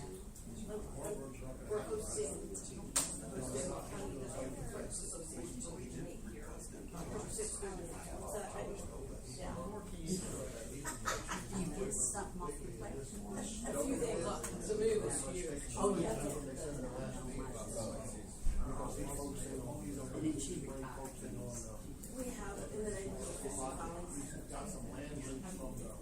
families. It's gonna literally take 3 days to get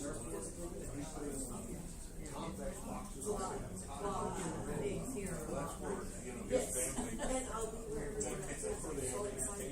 Yeah, I did the line. Yeah, very positive. I know they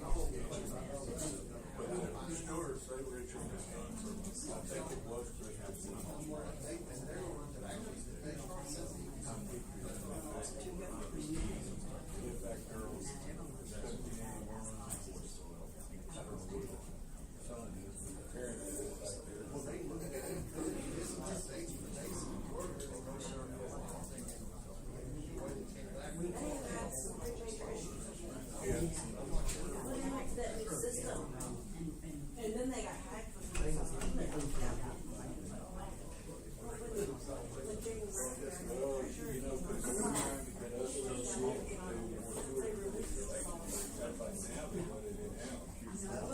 how do you? They were trying to get us to swim, and I guess outlets, people, they didn't, I don't know where they got the money. Well, I've got To them, but they didn't tell us what units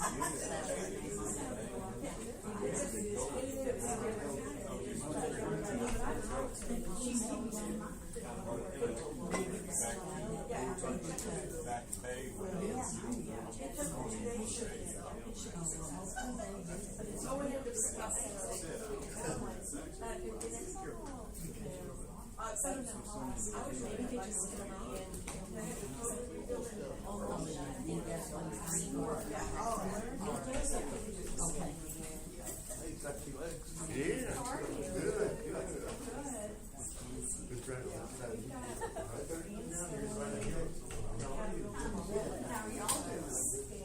Good to see you too.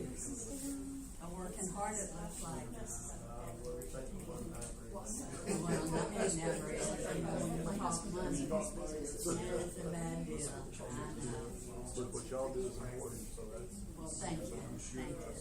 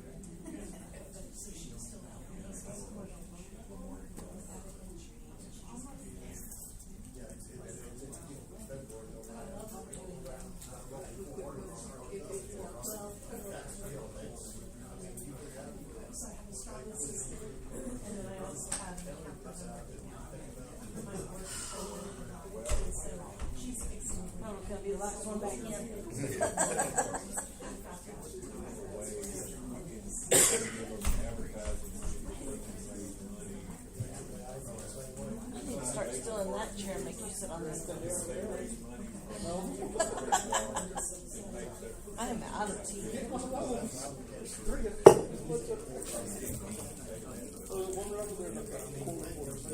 Yeah. The pillow helps. There's just not a lot of back support.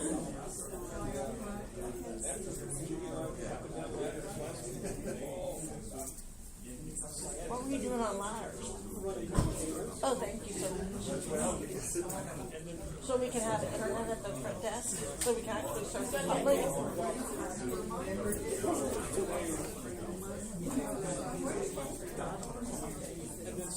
I'll make your CPUs.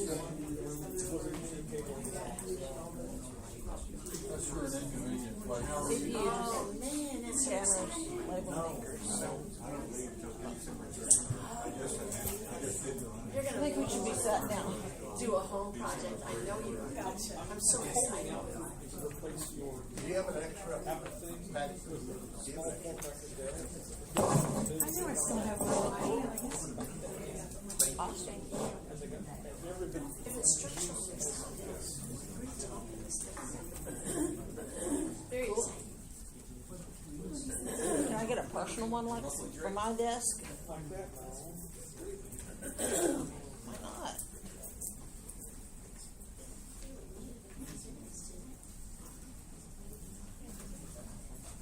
All right, we are back on, and we're going to go to page 147.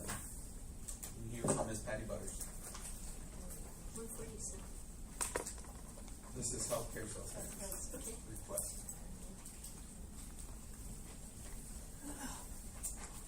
Good morning, Judge and Commissioners. So I've got a bit of a summer cold. I'm actually over it, so don't worry, you don't have to use hand sanitizers. So I was told, Patty, get in and get out by someone who presented here about a week ago. So because I get a little passionate about Habitat, I'm actually going to stick to a script out of respect for your time today. So in a small community like ours, we know our neighbors. And first of all, I'm Patty Butters with Habitat for Humanity of Aransas County. I've been executive director there for 8 years. And I am passionate about what we do, and I know that I put in an ask not too long ago, and it didn't really align with the initiative of what you have funding for. So Judge Garza let me know, well, this is what we can do, but this is what we can't do. So my first ask, you can kind of, that's not my ask any longer. So now it's whatever is in front of you on that last page. So in a small community like ours, we know our neighbors. We see the challenges they face. Habitat receives many calls from local families who need accessible ramps. I have seen firsthand how someone can move safely and independently inside their home, yet still be unable to get through their own front door without help. Sometimes just a few steps become a barrier to medical care, independence, and even emergency assistance. And that's why I'm here today.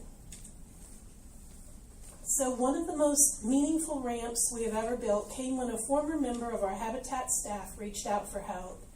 Her mother, relatively young, with 3 adult children and several grandchildren, had been diagnosed with ALS. The new challenges placed on this family were enormous.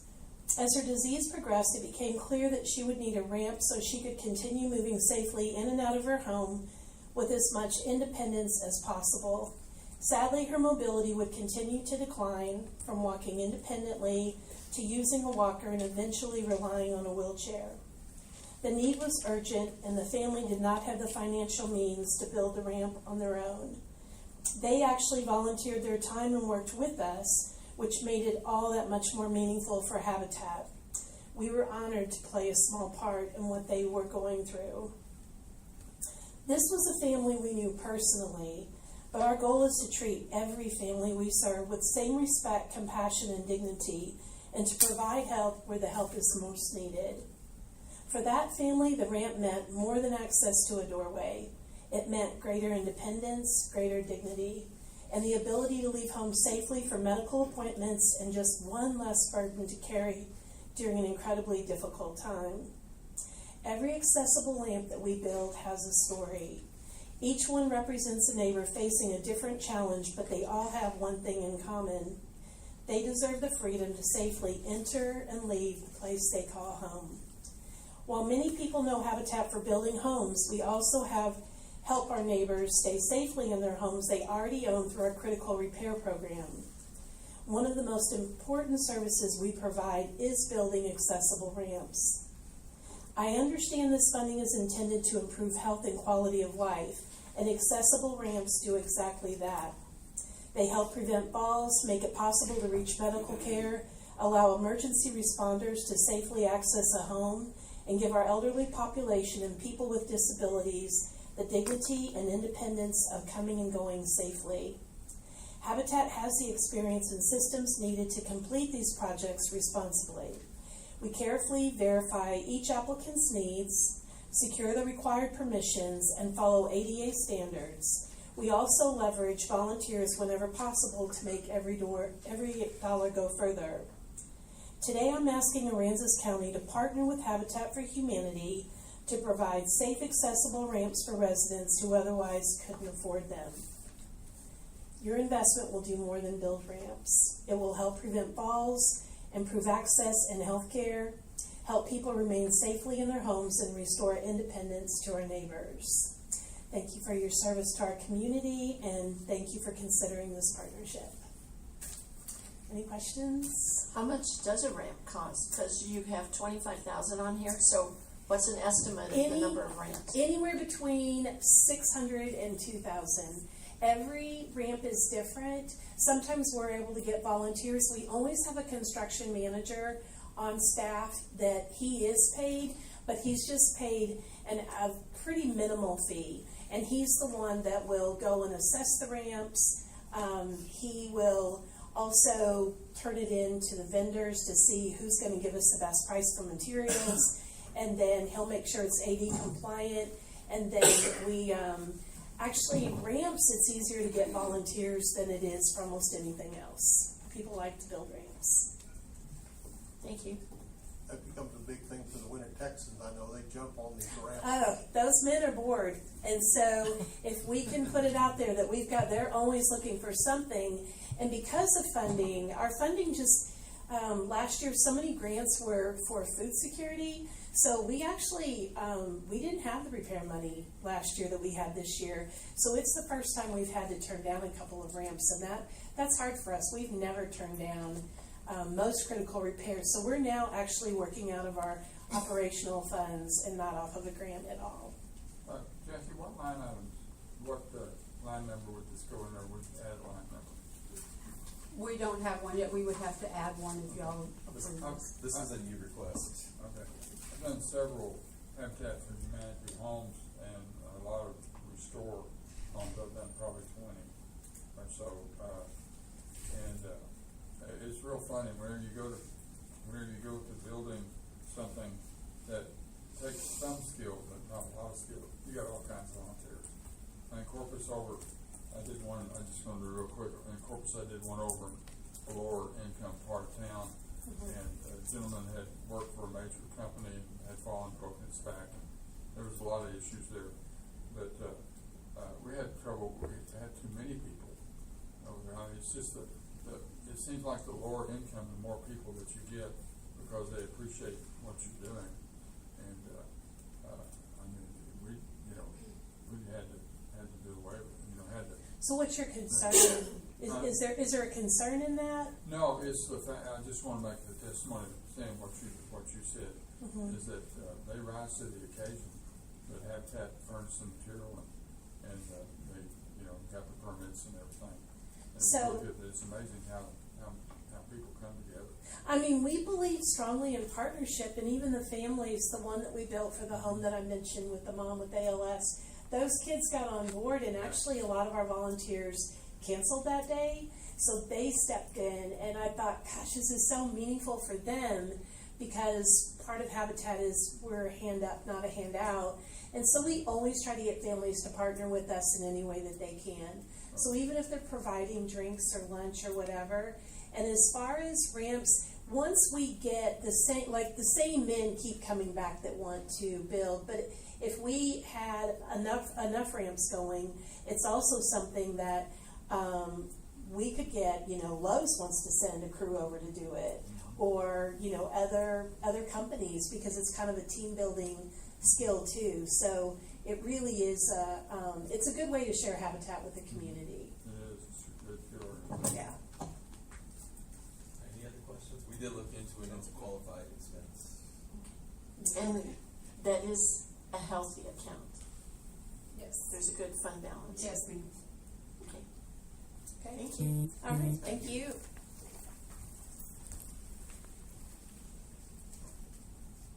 Back to page 83, Stephen Robertson.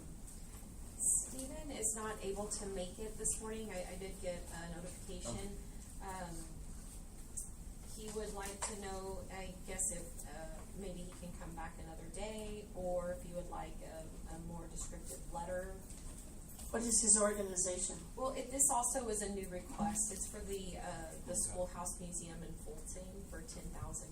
I saw that letter. They're wanting to make repairs to it, my understanding. I was at a council meeting and they were talking about that, and they said it's in need of repairs. Since it is a museum, is that qualified?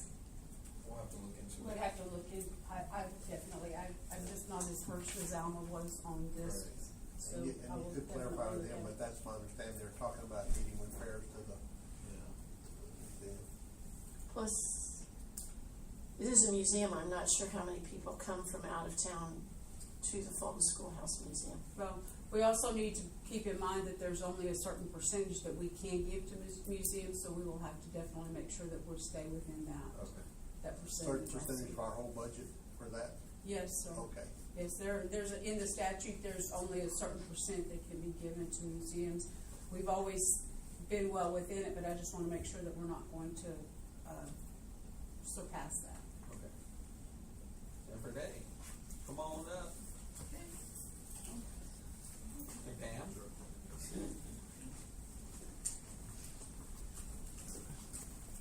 Cultural Arts District. Hello, Wait a minute, have to resend it.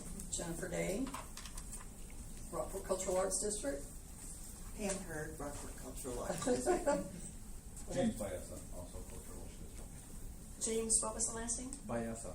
Yes. Yes, ma'am. Thank you. James is a new member on our board this year. He is a realtor with Key Allegra Real Estate. It's been very important to our initiatives going forward. Appreciate him sitting through the hearings just like all day, or most of the day. Yes, I wanted to hear what's going on and be a part of the community where I can. Okay, so thank you for hearing us today. If you will engage me, I want to just step back 10 years ago, just for a few minutes. A small group of people had the vision to pursue a designation for the Rockport downtown area of a state cultural arts district designation. It's from the Texas Commission on the Arts. At that time, there were only 28 in the state of Texas. Today, there are 57, and they're adding every year, so we're very blessed to be in that ranking where we were. So the Cultural Arts District is 44 blocks in the downtown area. And I want to take just a minute for you to capture this vision of what's inside those 44 blocks. We have the State of Texas Maritime Museum. We have the Bay Education Center.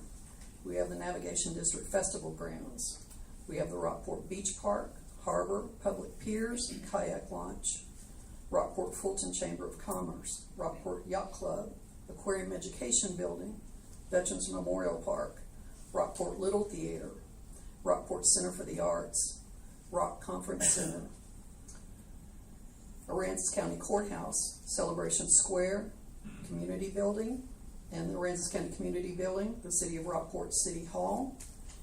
We have the Rockport San Antonio Aransas Pass Railroad Depot Museum, which was the birth of the tourism industry in Rockport back in 1888. We have galleries, studios, merchants, restaurants, winery and brewery, second Saturdays, farmers, makers, and central markets, art walk, live music, public art, a large variety of murals and sculptures. We have 24 now historical markers and 2 national assets on the National Marker Register. We have the development property, the future development, as well as the Rockport Aquarium, which I know is very close to everyone's heart here, and will be a tremendous asset in addition to all of those others.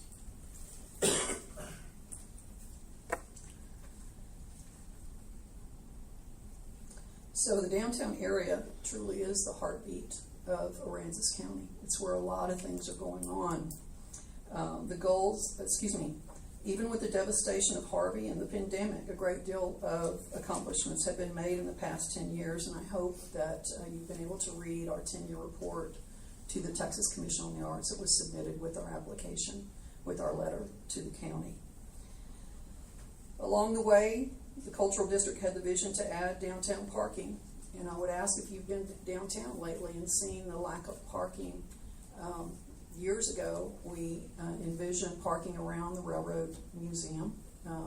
Today, it is full. Drove down Austin Street past couple of Saturdays. There were only 2 parking spaces from Market down to Cornwall. It's just been a tremendous amount of traffic downtown.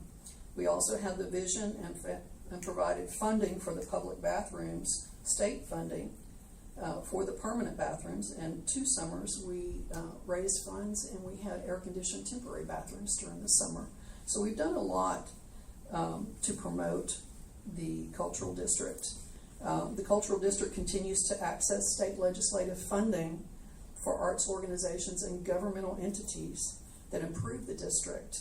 A little under $400,000 over the past 7 years has been awarded through the Cultural District. It would not have been awarded had we not been designated. We continue to invest in Rockport statewide accreditation with events like the Texas Culinary Arts Show, which is coming up. It's the best of Texas culinary experience, working to highlight the oyster mariculture industry. A lot of the things we do are an investment in the sense that they go beyond heads and beds and laying the footprint for a higher level of recognition and future investment. We have the Master of Ceremonies is one of the top 5 Indian chefs in the U.S. Again, continue to raise the bar and raise the visibility. And this benefits RFISD culinary students as well as Meals on Wheels. We're doing one-of-a-kind exhibits like the Farrah Fawcett exhibit. I think you're aware of that. That's going to be in January. Again, focusing on areas and trying to fill in the gaps to keep people coming to this area and support additional heads and beds.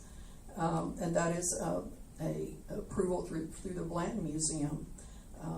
So that's quite an accolade to have that confidence in the Cultural District. We recently received the Digital Media Friendly Community designation from the state of Texas. We were the 5th one in the state, the first rural designation.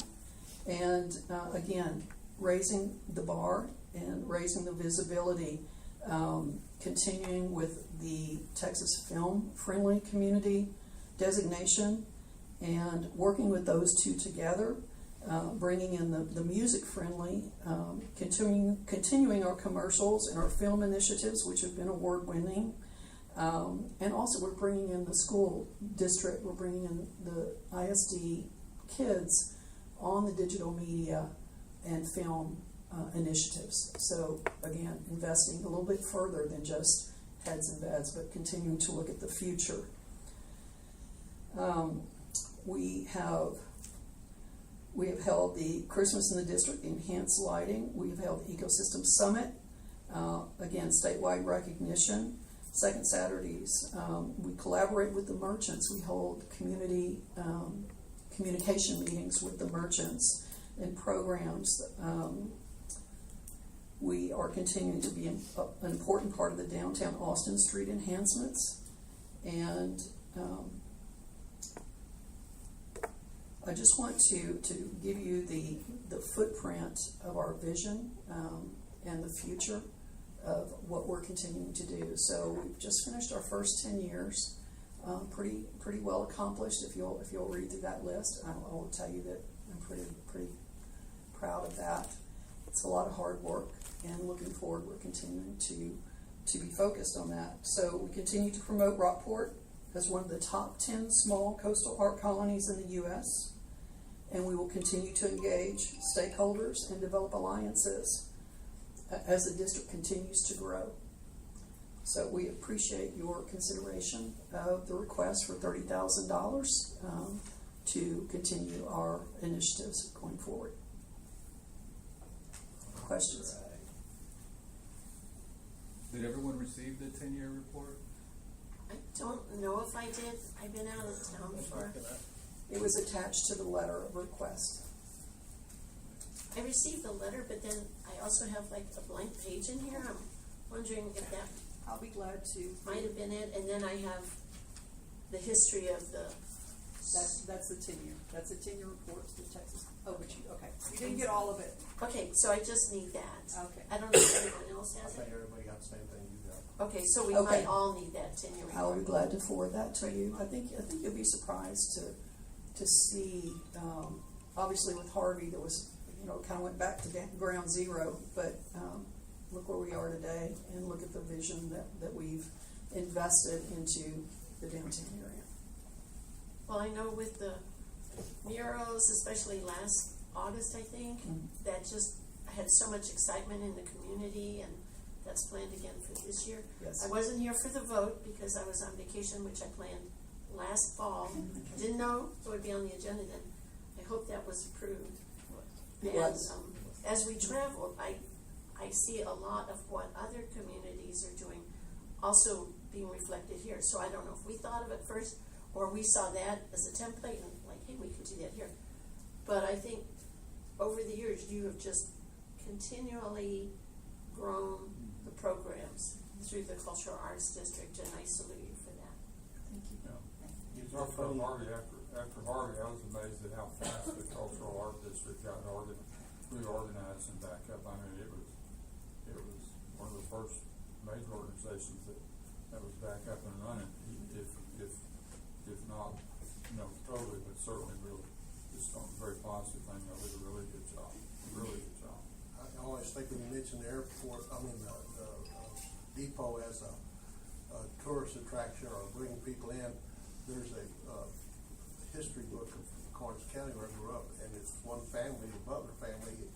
They mentioned in there how they traveled by train to Rockport to enjoy the hotel, to enjoy the seaside. So and that was in the 1880s, I think. That's so, right. So it's really been a draw for a long time, and now it still is. Yes, full circle. And I think I say this every year, but this downtown is not the same as the downtown in Alville. It wasn't here, but no, y'all are doing a great job. Thank you. And upcoming, you said in January, the Fair Fawcett exhibit. That's going to be really exciting. It's going to be in our community center. I wondered where it was going to be because it didn't mention in there. The community center, we've got that reserved, and it's going to be huge, and we can't wait to see it. I just saw something about Fair Fawcett. I don't know if it was shared on Corpus Facebook. Yeah. Oh, yeah, that's what it was. And she was big on her art. She was an artist too, and yeah, I can't wait. The city council in Corpus just approved a sculpture. That's right. That's going to be down from the Selena sculpture in Farrah Fawcett. Oh my gosh. It's a bronze sculpture, and actually we could have had that here, but the reality is, I turned it down. Don't hit me. I turned it down. No. The reason is she was born and raised there. It really belongs there. It doesn't belong here. But we have this very unique exhibit, and this is the second time, since 2009 when she died and granted her artwork to the Blanton Museum. And she also has 2 Andy Warhols, which we're not getting the Warhols. Those are a little bit out of our league, but It's only been exhibited, small 15 pieces have been exhibited twice since 2009. We're getting twice that many pieces. And so it's going to be a huge draw. And I think you know that she also did modeling and had a connection to a house in Harper Oaks as well. Keeley Grove, I think she modeled for Keeley Grove. Yes, she did. And I actually have that ad. It's in the Briscoe Museum in Austin. I didn't know she was from Rockport. No, she wasn't. She was from Corpus, born and raised in Corpus, but she had affiliations here. Oh, okay. She went to Ray High School. Yeah. Okay. Okay, you know how to do the marketing, but definitely promote that. Absolutely. Because I think that would be a huge draw. I'm more shocked that they agreed on the statute in Corpus Christi. They've been trying I know, for a they while. haven't been able to agree on much of anything. Thank you very much. Thank you, folks. Thank you for your work. Debbie Thompson with the Council on Aging. Ms. Debbie Thompson. Hello guys, how are y'all doing, ladies? Good morning. Good morning. Are you Do on y'all this all too? have? Yeah, he's helping me too. Oh, well, good. He's just an all-around guy. Do y'all need copies, or did y'all get copies? Have the letter. Yeah. Okay. Well, you know who I am. I run the senior center. We're going into our 50th year next year of being open. We are lacking in funding right now. You know, we've had several funding organizations drop out. We've written some grants. A couple have come through. We're still waiting on some. We have 2 events coming up, which is the Day of Giving in November, November 10th, where anything that is donated is doubled that day up to a certain amount through out of a Corpus agency, Coastal Bend. And then we have a budget cut from the Area Agency on Aging in Corpus. Their funding got slashed, so therefore our funding got slashed, and that really set us back a bit. But this year we're going to ask for the $150,000, and it's a 2-part thing. 100 of it is for to open up the program a little bit more. We think with that little bit of extra money that we're asking for, we can put about 25 more clients back on our list of service. We have downsized some. We lost 2 employees, which saves us about $50,000. We did have to drop a meal route and combine the other 4 together. We were running 5. But due to funding, we can't keep people out on the road if we can't sustain that. So at this time, we're down to 4 routes, and we're servicing about 165 a day. And we were up pretty close to 200 from last year, but we still have an extensive wait list. The other part of the grant, the $50,000, is for the Texas Agricultural Grant that we get every year, that we have to have the county support on, and they make us do a resolution with the county backing us, and they gave us last year off of that. They gave us $40,000 to top with that, so that puts us up there. So we're trying to keep those 2 things separate, because when I turn in that resolution, I have to be able to say securely that I got that money for the ag department. And they help us every year also, along with y'all. So at this time, our budget is been slashed a little bit, but we're hoping to bring it back up and continue in business. We have some other options we're going to try in the community. We have not got them finalized yet to help us keep going, but truly we need y'all's support to help our seniors in this community. We get calls every day, and we just have to take their name and a phone number and tell them we'll get back with them. And then periodically we go through that wait list and we check back with the people and see if their circumstances have changed and maybe they don't need us anymore and we can cancel them off the wait list. But if I get a call and a woman or a gentleman tells me, hey, I've fallen, I just got out of the hospital, I have no one here to help me, I can't make a meal, so we'll do an emergency 2-week supply to them, and then they have to go back on the wait list after they recover a little bit, so they can just get up and running again. So this is where we stand right now. What page is this on? It's 147, it's on the healthcare sales tax. Oh, okay. I will remind commissioners that in December, I think, last year, we did do an increase to $100,000. Yep. So the ask is just an additional $50,000. I think your sheet shows that it's an additional 90, but I was it's looking 50. at that, I was wondering about that. So Yeah. it's actually 50,000. Yeah, it's Yes. actually 50. Cause the 2026 shows 75, but it should really be. It should be 100, yes ma'am. Yeah. I was just looking, okay, thank you, Jackie. One of the things that she didn't emphasize a whole lot on, but it's a great need that we have. And the numbers are staggering in terms of the folks that actually call her on a daily basis. Yeah. And want to get some sort of assistance, but there's just no funding. And she mentioned the idea of having lost those employees. She didn't lose them. No. She had to let them go because there's no funding. Yeah. And so the routes were cut because of funding. Yeah. And there's a lot of stories that she can tell. Oh, I can that tell are you amazing in and terms pull on of- your heartstrings all day, but that really is not gonna help anyone other than moving this on and doing what we can for the community. But I did read some information the other day about the state of Texas, about all the states. But the state of Texas has the highest food insecurity in the United States right now. And we have so many people coming into our state and so much food that they need to receive, but they can't get. And a lot of it has, from COVID on, you know, it was sort of like a breakdown in the system. And we have not been able to come back from that. None of the counties or agencies have. You know, even we're not part of the National Meals on Wheels, so when y'all hear that, we don't get any of that funding. That's not. No, ma'am. That is because we have a contract with the Area Agency on Aging, which is different. So we, like you hear them get $100 million. We don't get that money.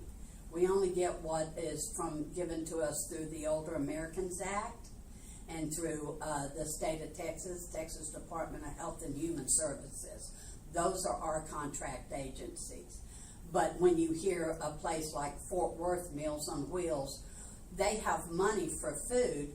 They have no volunteers because their volunteers are aging out of the program. We tried that, and we ran up against the same thing. We tried volunteers to save money, and we got caught with no people to deliver. And under our contracts, we have to be on the road 5 days a week during a specific time. I mean, if we could everyone could do a route and go back out and do another route, that would be great, but that does not work with the contracts. So we have to have the paid employees, and right now, we're down to 9 employees, and we do what we do every day with just 9 employees, which is, you know, everyone gives it their all. We may have a title, but I've cleaned bathrooms, I've changed flat tires, I've done everything. My staff does it too, to help us keep down our overhead costs so we can put more money into the food venues that we need to service the clients. And a huge, I'm sorry, Commissioner, but a huge part of that is also that they're showing up at the house every day. So for the county, they're getting the benefit of services not being called out to the house. They're doing It's a wellness check. Every day we see these people. So it's a huge boost to the community, to the county services. Yeah. You're showing a $218,000 deficit. That's for this, projected for this year? This coming year, if we don't, you know, it's a speculation, as everything is, because we have not had the Day of Giving yet. Last year, when the Day of Giving happened, the government shut down, and that hurt us extremely because nobody knew if they were going to have jobs. So the donations did not trickle into the community foundation that runs that, and so therefore it made a difference to everyone's, bottom line in that deal. And then the Bountiful Bowl, we're going to up our, advertisement. We were very lacking last year. We did not get funding, through the city of Rockport for, digital, stuff to advertise. And so we only had a very limited budget for advertising, and we went as far as we could with that. But this year, we're hoping to get them back on board with us, and then the city of Fulton gives to us. And with that, funding for advertisement, we hope to bring more people into our fundraiser, the Bountiful Bowl. And the Presbyterian Church, they let us have their, hall there, not the main church hall, but the other hall, for free, to have that in. Do you realize that you have in this current year's budget an allocation for advertising through the hotel motel tax for the Bountiful Bowl Pottery Fair? Yes. Okay. Yeah. And I mean, we put it in for next year too, yeah, but just. we will get some every year, but, you know, we haven't met with them yet. We don't know what we're gonna get. The applications are in, so it's a projected budget. No, but what I mean is, in 2026, we put 5,000 in. For you. So if you have advertising expenses that you already placed for the one that took place, I think, in February, you could still submit those to either the auditor or the treasurer, because we had a $5,000 allocation. I did not know that. Okay, well, Yeah. so Okay, there you because, go. you There's know, a little bit, I mean, yeah, it'll help a lot. and we put in a 5,000 allocation for advertising for that event for 2027 also.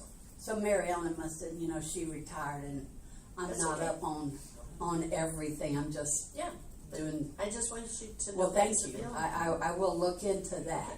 So, any other questions? Oh, glad you're here. Yeah. Well, thank y'all, and thank y'all for your support. Thank you. Thank We you. appreciate it.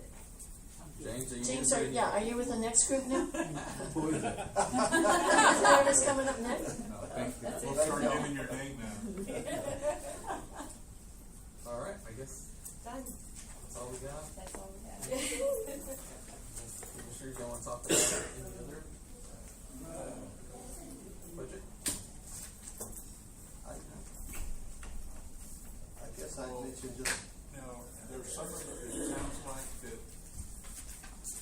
wings up one of the wings programs applying in, it's not happening. Well, I think we're What's gonna happening? look more into that statute and then No, report back. I mean the other one that's already on there, The Warbirds. Bob was saying that's been Oh. canceled. No, it's not been canceled. No, Cody was not available. He's out of town, so he could not make it for his presentation, but he did submit a request. Well, I understood at the last board meeting that he wasn't gonna be doing anything this year. No, he is. He is? Yeah, it's committed.